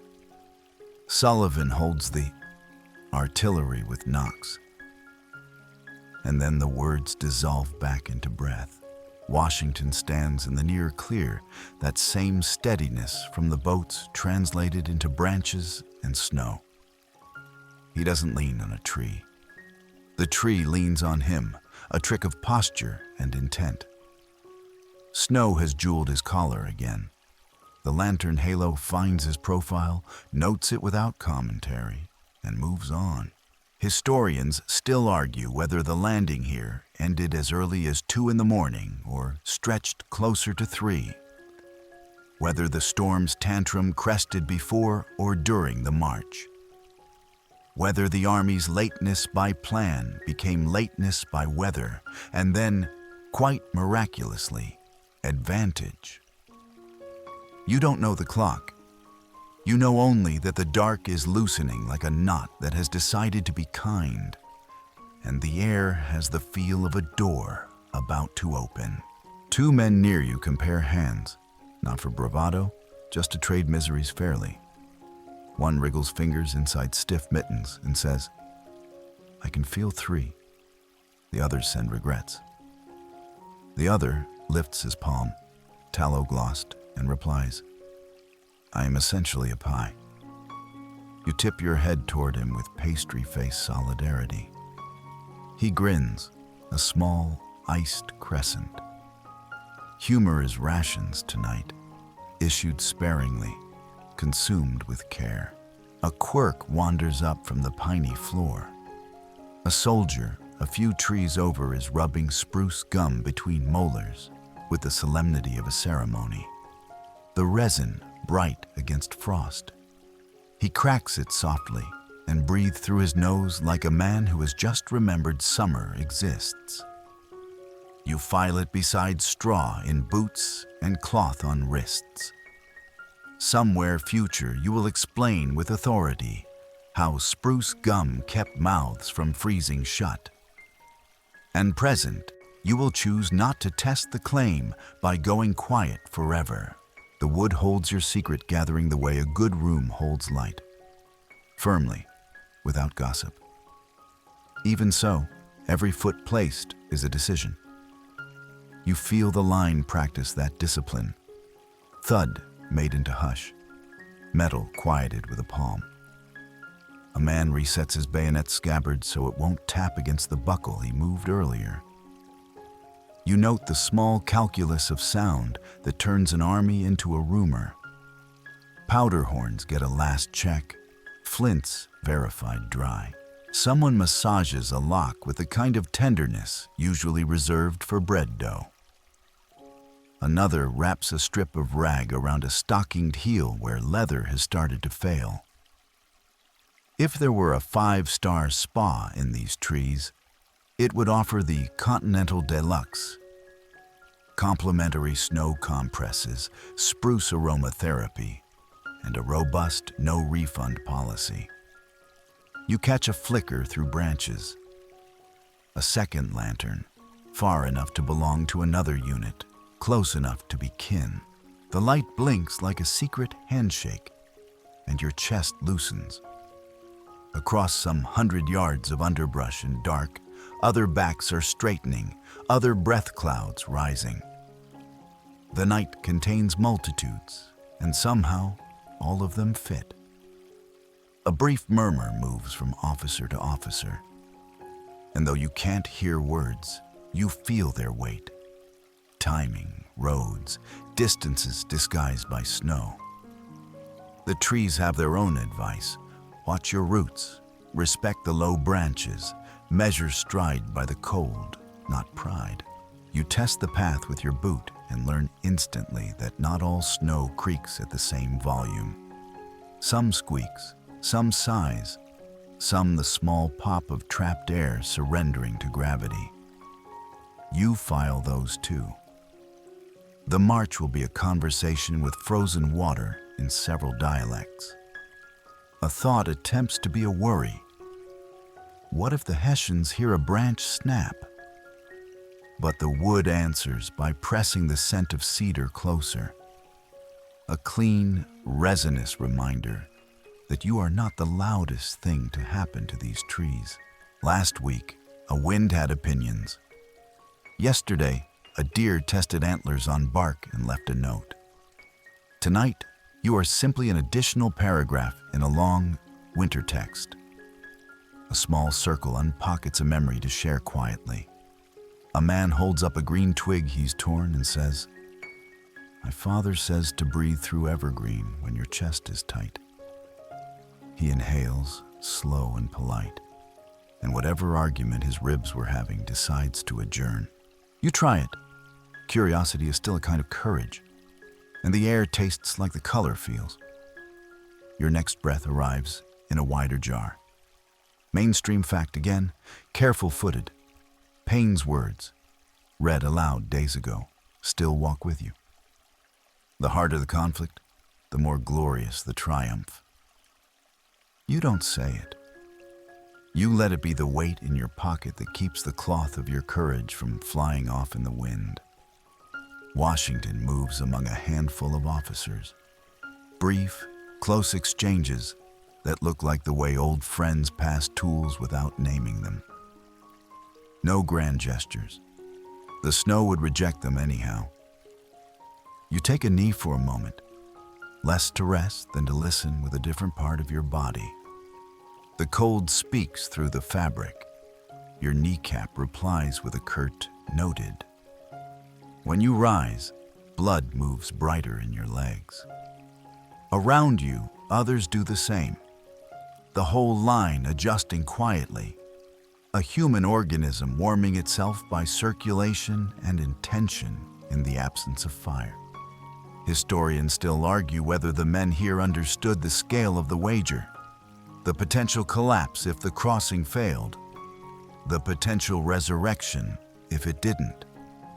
You suspect understanding is not the right measurement. Endurance might be. You don't need to know the size of the morning to keep walking toward it. A hand on your shoulder, brief, respectful, then off. The signal is coming down the line like a soft tide. Stand, gather, check. You cinch a strap, tug a hat, rub a thumb along the edge of a flint as if you can smooth time. You think, not for the first time, about cocoa on the other side. Socks that remember how to be dry. A room where a hinge squeaks because someone forgot to oil it and not because the world is falling apart.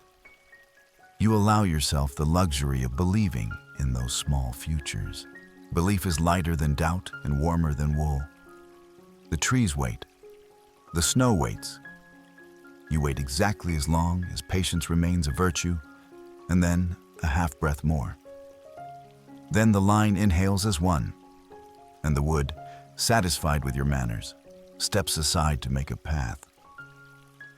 You ease into motion again, boots pressing into the snow with a sound just shy of speech. The column snakes forward, long and quiet, between trees that lean in close as if to read the orders themselves. The air changes the way it always does when you leave shelter, thinner, quicker to bite. But by now the cold has stopped introducing itself. It's just part of the company, walking alongside you in a coat no one invited it to wear. The road to Trenton isn't a road tonight, not in the summer sense. It's a pair of pale grooves barely higher than the surrounding snow, winding between patches of frozen grass and the occasional fence post stooped under the weight of the storm. Your boots find the grooves because that's what boots do. But they still sink enough to make each step a small lift. You pace yourself to the man in front of you, your stride settling into the shared rhythm of a march where nobody's in a hurry and nobody's allowed to fall behind. The wind comes across the open space in little jabs now, nothing like the broad push on the river, but enough to find the cracks in your defenses. You turn your face slightly and let your hat take the brunt.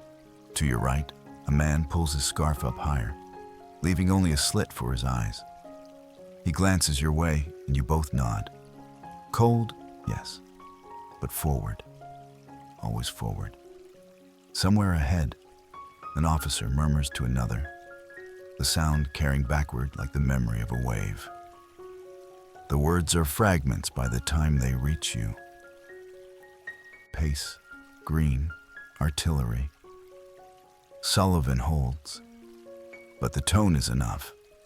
Orders are flowing, and the column is the current that carries them. Mainstream fact fits itself neatly into the march. Green's wing will take the upper road, aiming to approach Trenton from the north, while Sullivan's follows the river road. You don't know where your own steps will meet the enemy, only that they will. Snow crunches underfoot, but not all snow sounds the same. Some patches sigh when you press them, others crackle like thin glass breaking. You begin to read the road by ear. A stretch of muffled steps means deeper drifts, easier on the knees, but heavier on the thighs. A sharper crunch means thin cover over frozen dirt, better for speed if you're willing to risk the jolt. You watch the men ahead shift unconsciously, their strides adapting to the song under their boots. Washington is somewhere near the front, his silhouette distinct even without a lantern. He doesn't need to pace among the men now. The column's unity is its own reinforcement, but you feel his presence like a taut rope running from the first rank to the last. Historians still argue whether he spoke often during this march or held to silence.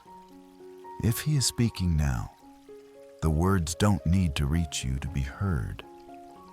A small figure to your left catches your attention. A drummer boy, though his drum is slung at his side and muffled in cloth. He walks with the same measured pace, his free hand tucked into his coat. Quirky tidbit worth remembering. Even the drums have to be silenced on a march like this. The enemy may be sleeping, but the night has ears of its own. The wind shifts and brings with it a smell that shouldn't be here. Something faintly sweet, like bread or roasting meat. Somewhere in Trenton, ovens still burn, kitchens still hum. The scent is almost gone before you can place it, but it leaves a mark. You glance at the man beside you and see the same recognition in his face. Neither of you speaks it aloud. Naming a comfort makes the absence sharper. Every few dozen steps, someone stumbles. Nothing dramatic, just the misstep of a boot on hidden ice. Each time, a hand is there, steadying, pulling, setting the pace again. These gestures are quick, almost invisible, but they're as important as any weapon in the march. You're reminded of the crossing, how the boat held because everyone leaned when the river asked them to. Now the road is asking, and the column answers the same way. Your breath hangs longer in the air now, each exhale a thin cloud that lingers before being stolen by the wind. You notice your heartbeat? Not racing, but steady, like a drum played with soft hands. The rhythm matches your steps, matches the crunch and sigh of the snow. You realize you could walk like this for hours without noticing the time pass. Mainstream fact whispers itself into your ear. This march is nearly 9 miles. In fair weather, on dry ground, that distance might feel like a morning's work. Tonight, with snow deep enough to catch the ankle and wind cold enough to sap the breath, it's a different measure entirely. Historians still argue whether the lateness of the landing would doom the plan, whether the army would reach Trenton in time to catch the Hessians unprepared. Out here, the only clock is the light that hasn't yet returned to the sky. A man behind you mutters something about cocoa again, and a ripple of soft chuckles moves up the line. You smile without turning. Humor on a march is like contraband. It's shared in small doses and passed hand to hand until it fades into the air. Ahead, the column bends around a frozen ditch, boots crossing a makeshift bridge of snow-packed boards. You feel the shift in footing, wood under snow, and adjust your weight just enough to keep balance. Someone's pack creaks as they lean. The sound blends with the wind, in a way that makes it almost pleasant. The land begins to slope gently upward, and your thighs notice before your eyes do. The men shorten their strides, not from fatigue, but from the sense that the road is changing its mind. The sky above the trees is still black, but there's a quality to the dark now, a hint of gray waiting behind it. You think of it like a stagehand pulling a backdrop into place before the first light cue. In the distance, beyond the next bend, a lantern bobs once and disappears. Probably a scout, or maybe another unit threading its way through the dark. You keep your eyes on that point even after it's gone, trusting the shape of the road to lead you where it was. You step over a root hidden under the snow and feel your balance shift, but your body corrects without thought. This is the march now. Step, adjust, breathe, repeat. Cold gnaws at your edges, but resolve runs warmer in the center. Every mile you walk is one less for the morning to claim. The road narrows into fences, and the fences into yards, and the yards into the suggestion of a town asleep under its own breath. Snow has made everything modest. Hedges rounded like old shoulders, gateposts capped like bakers' hats, fences softened into pale lines that forget for a moment about keeping anything out. You slow because the column slows, not from doubt, but from the politeness required when you pass a place that's dreaming. Your boots learn the new vocabulary. Not field, not wood, but lane, stoop, step. A house appears as a geometry of shadow. A roof slope set at winter's angle, a chimney squared against the sky, two small windows clouded by cold. The glass throws back a dim smear of lantern from somewhere up the line, and then returns to its own darkness. You listen, because towns talk even when they sleep. Somewhere, a shutter claps once, and thinks better of it. Somewhere, a loose signboard turns on its iron hook and whispers the name of ale in a tongue only wind and taverns share. You picture the board's paint, maybe a golden fox or a ship.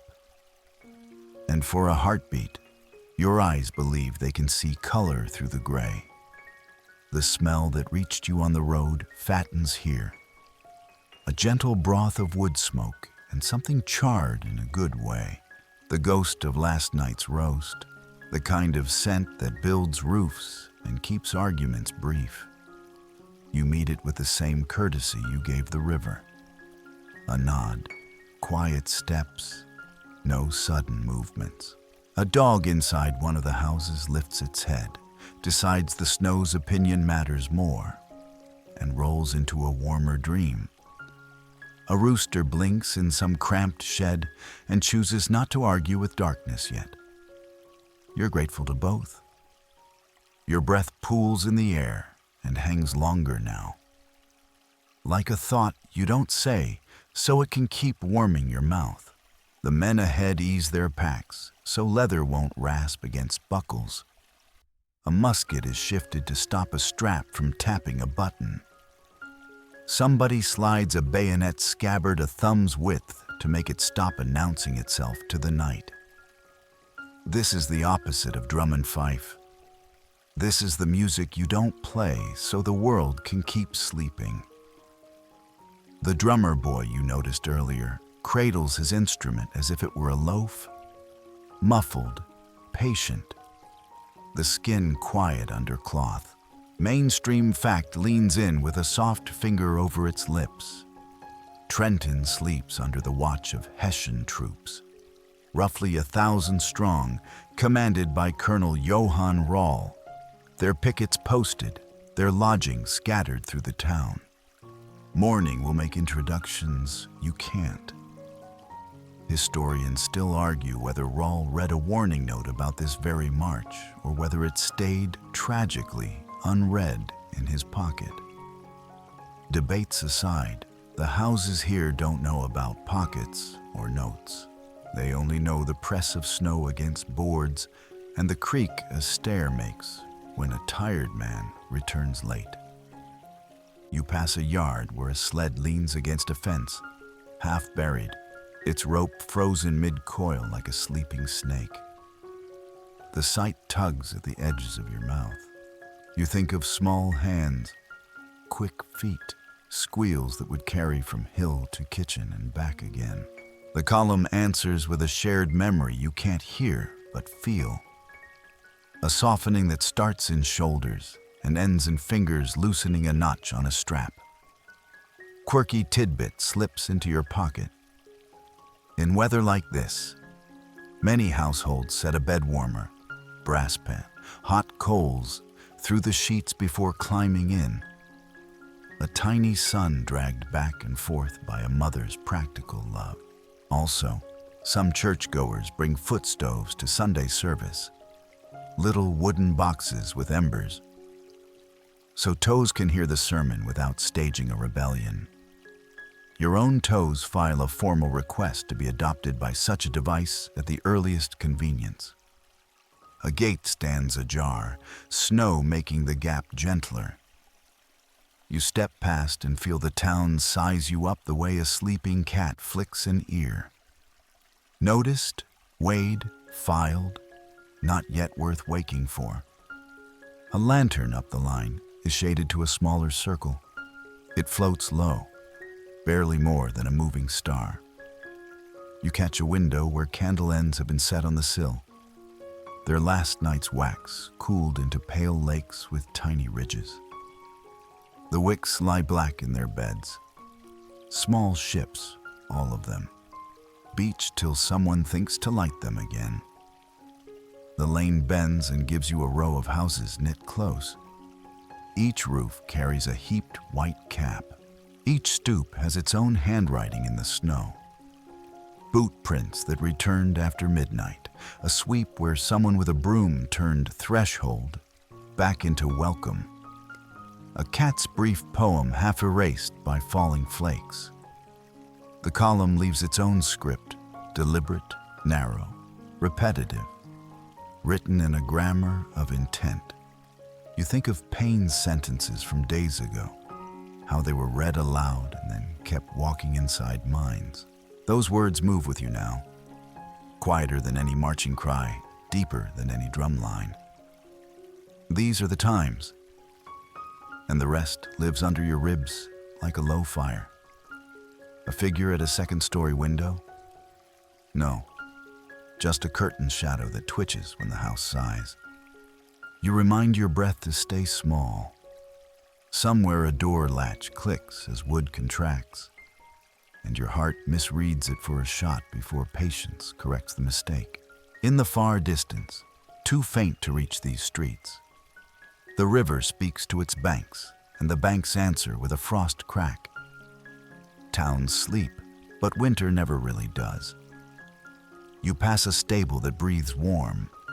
Horses shift inside, their weight drawing straw whisper maps across the floor. One nickers, low and surprised, an animal sound that almost calls your name. Someone up front squeezes 3 fingers together and releases them, a sign to keep the line tighter than a rumor. You draw in, cloak brushing cloak, heat shared by accident and immediately made policy.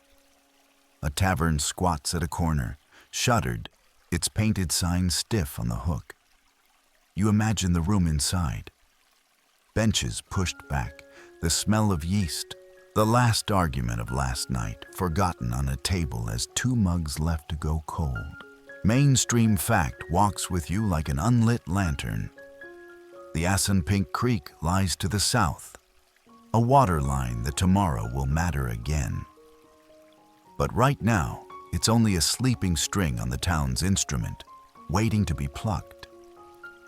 Historians still argue whether the Hessian pickets were too thin here or merely stretched by a month of alarms, whether the storm became your accomplice or just didn't get in the way. The arguments fit into footnotes. Your feet make their own notes, quietly. You catch yourself composing a grocery list for a fantasy kitchen. Cocoa, again. Cloves, always. Bread, warm. Dry socks, 2 loaves.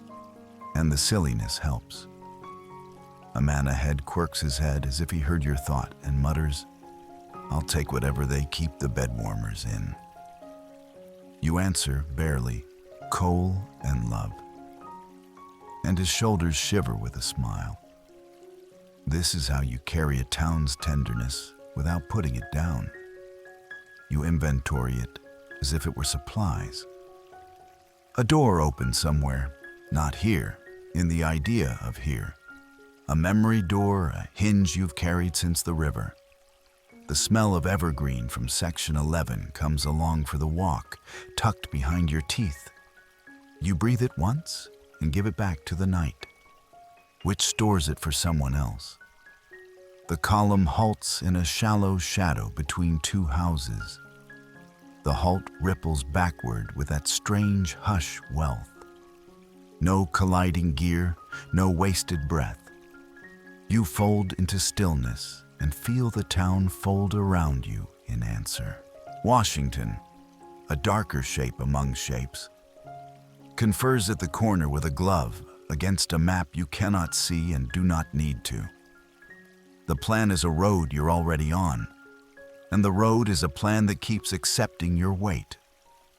A cat steps onto a sill and blinks, haloed in its own breath, then returns to the business of sleeping above a fire that has learned to be modest.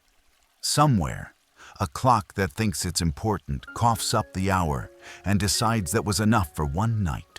The sky is not confessed to morning, but the black is loosening. The stars look less like pinpricks, more like holes someone is gently widening with a fingertip. You adjust your hat over ears that never fully forgave you for the river. Straw shifts in your shoes, doing a decent impression of insulation. The spruce gum man flexes his jaw with priestly calm. The pastry-faced friend is less pastry now, the lantern's warmth having licked away some frosting. Your shared joke about 5-star amenities returns to knead your ribs, and you let it. Humor, like tallow, stops the wind from getting its full bite. There's a sense, sudden and unmistakable, that the town is no longer a picture you're moving through, but a conversation you have joined. You can hear the dial being turned, so slowly, so kindly, from night toward day. You are not here to wake the town rudely. You are here to stand on the hinge and feel the house hold its breath. And then, when the hinge turns, to step through without squeaking more than necessary. In the stillness, you think of the password at your back, victory or death, and how, in a sleeping town with bed warmers and foot stoves and cats over fires, the word victory feels less like fanfare and more like doors that can be left unbarred at night again. You keep the word where it belongs, quiet as a candle wick before the match. There will be time enough for flame. Somewhere ahead, the line condenses, and you feel the column's breath shorten in unison. It's not a stumble or a stall. It's the moment before a bend where everyone knows the shape of the road is about to change. The houses begin to lean farther back from the lane, leaving a shallow clearing that catches more of the sky. The snow here is smoother, less marked by the prints of residence, as if the wind itself has been left in charge of keeping watch. You step into that wider space and realize the air feels different.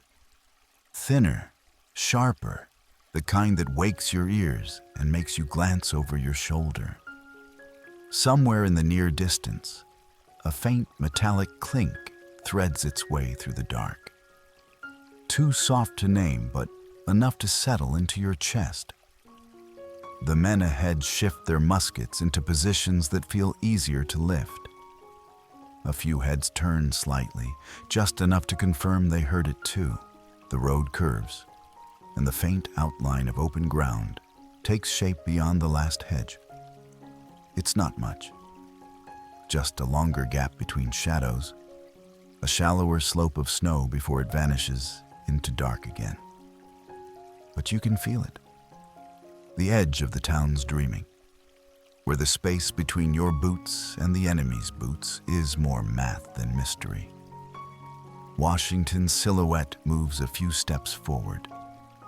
Even without seeing his face, you know he's reading the air as much as the map in his head. The pause is short. His head turns a fraction, a gloved hand signals once, and the line breathes again. You move with it, boots compressing snow that hasn't heard a human step in hours. Mainstream fact tucks itself into your stride. The Hessians here are lodged in houses throughout Trenton. Pickets set at the outskirts, their routines worn thin by a month of alarms. Historians still argue whether their watch was truly relaxed this night or simply stretched to its limit. Either way, the line you're in is the kind of visitor they won't be expecting before dawn. The snow muffles everything except your own senses. Your hearing feels stretched, tuned to catch even the sigh of a glove against wool. Somewhere up ahead, a horse shifts. Just once, the soft thump of hoof into snow, and then stills. You glance toward the sound, but see only a low black fence and the faint halo of a stable roof. A man to your right leans forward slightly, the way someone might when trying to read fine print. His breath escapes in two short clouds, and you match your own to his pace, your stride becoming just half an inch shorter. That's all it takes to keep the column stitched tight. The drummer boy is still beside you, drum silent, his mittened hands resting on the rim as if it were a sleeping bird he doesn't want to wake. The air carries a sharper smell now. Less wood smoke, more iron, as if the frost itself has a metallic note tonight. It brushes the back of your throat when you inhale. Not unpleasant, just different. You wonder if it's the creek somewhere south, or a blacksmith's forge banked for the night, or simply the taste of snow that hasn't yet been touched by morning. Quirky tidbit wanders into your thoughts. Some soldiers claim they can smell powder long before it's fired, a kind of sixth sense for battle. You don't smell that now, but you file the idea away just the same. What you do smell is bread. Faint, a ghost in the air, maybe from some kitchen where the oven coals still glow. It's a comfort and a dare at the same time. The column halts again, this time with more purpose. Ahead, Washington is conferring in low tones with an officer, green maybe, his hand gesturing briefly toward the next stretch of road. The lantern is shaded to the smallest sliver of light, just enough to find the right edge of the map and no more. The snow in this pause feels heavier, as if it knows the weight of the moment and wants to help pin it in place. Historians still argue whether this last approach was a matter of yards or minutes. How far the army paused from the first picket line, how close they crept before dawn began its slow climb. Here, close is not a measurement. It's the shape of your breath inside your chest. The order to move comes like a change in wind. Not loud, not sudden, but complete. You follow, keeping your eyes on the man in front of you, boots fitting into the shallow depressions his have left. Every step feels like the last one before a sound could matter. You pass a small outbuilding, a shed maybe, and see its roof sag under snow, its door rimmed in frost like an old letter sealed shut. Beyond it, the lane widens again into open ground, and the horizon lifts just enough to show a faint gray line where black used to be. It's not sunrise yet, but it's the first honest admission that night won't last forever.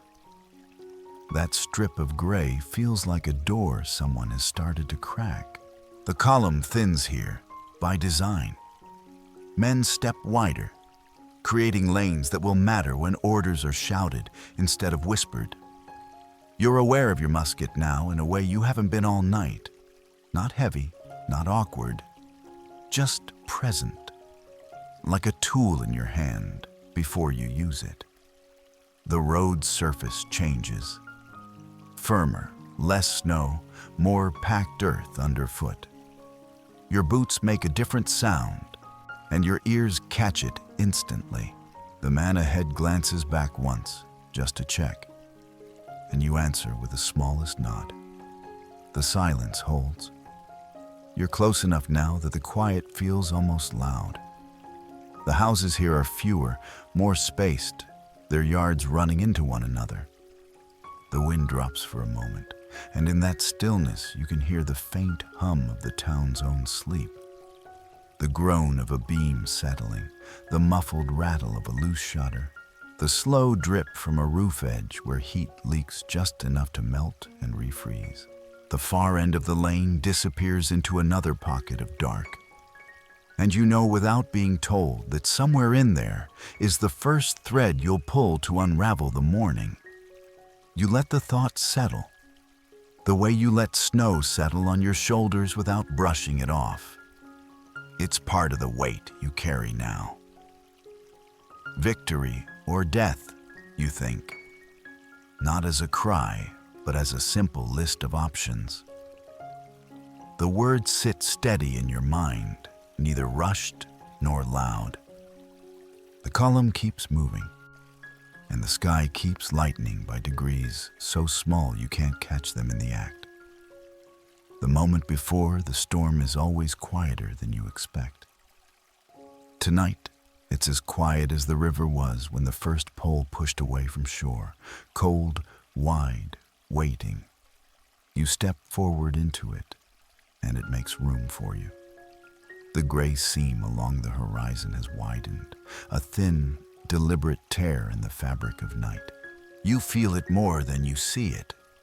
The way shadows begin to lose their edges, the way your eyes adjust without permission.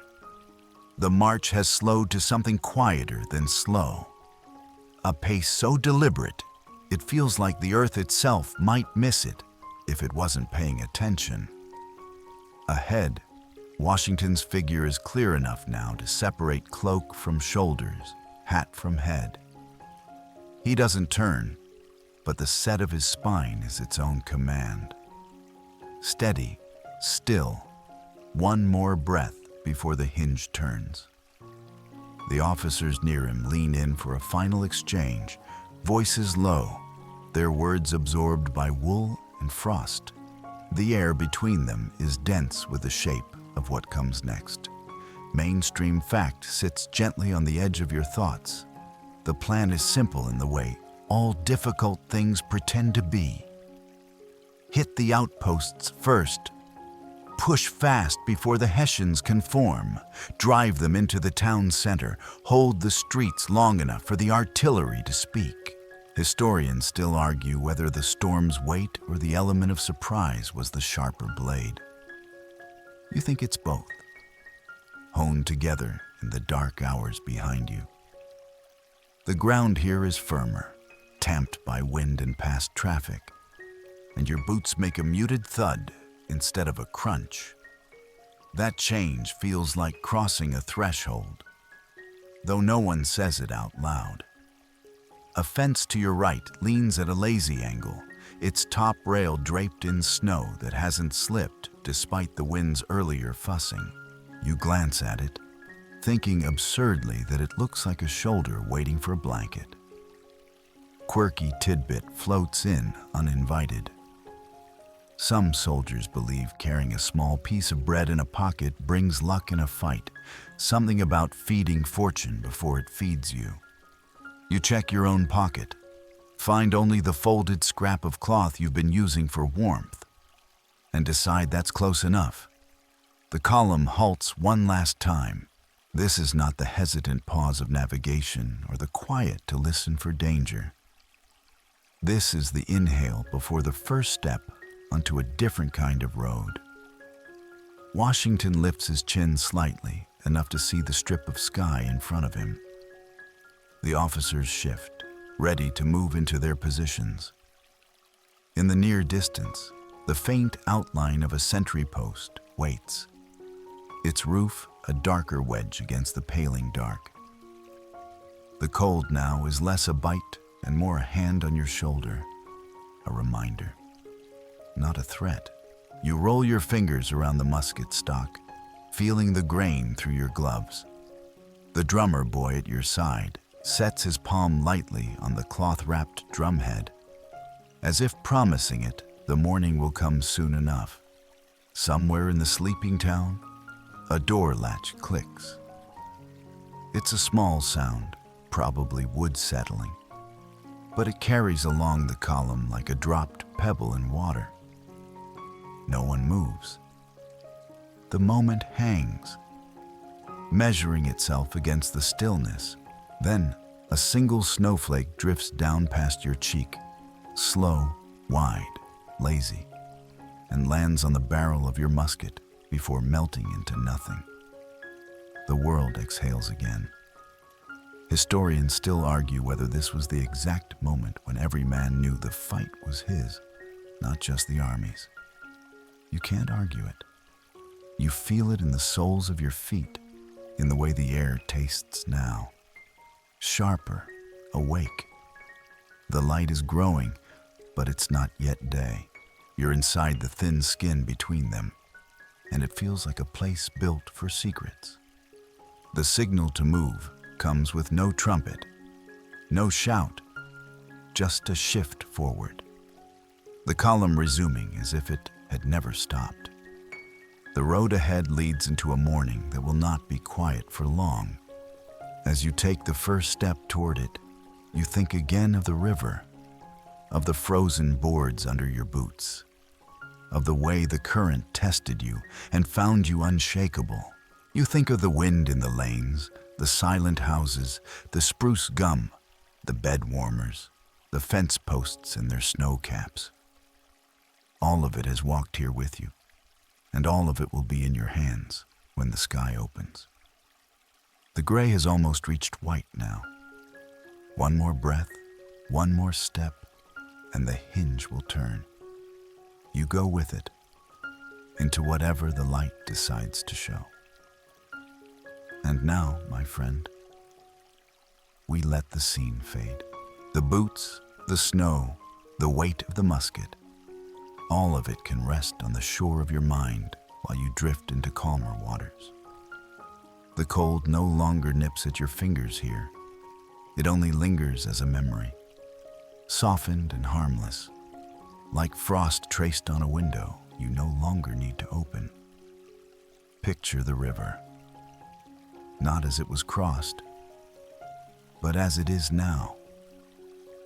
Quiet, unhurried, carrying small shards of ice downstream with the patience of something that has seen many winters come and go. The oars are stilled, the lanterns dimmed, and the dark has folded itself away into the corners where sleep likes to hide. Your breath matches the water's pace, slow and easy. In, then out. The march is done for tonight. The morning can wait its turn. Let your shoulders drop, your jaw loosen, your thoughts step out of their boots. Around you, the night is gentle again. The air is soft, the ground steady, and the sky has forgotten to hurry.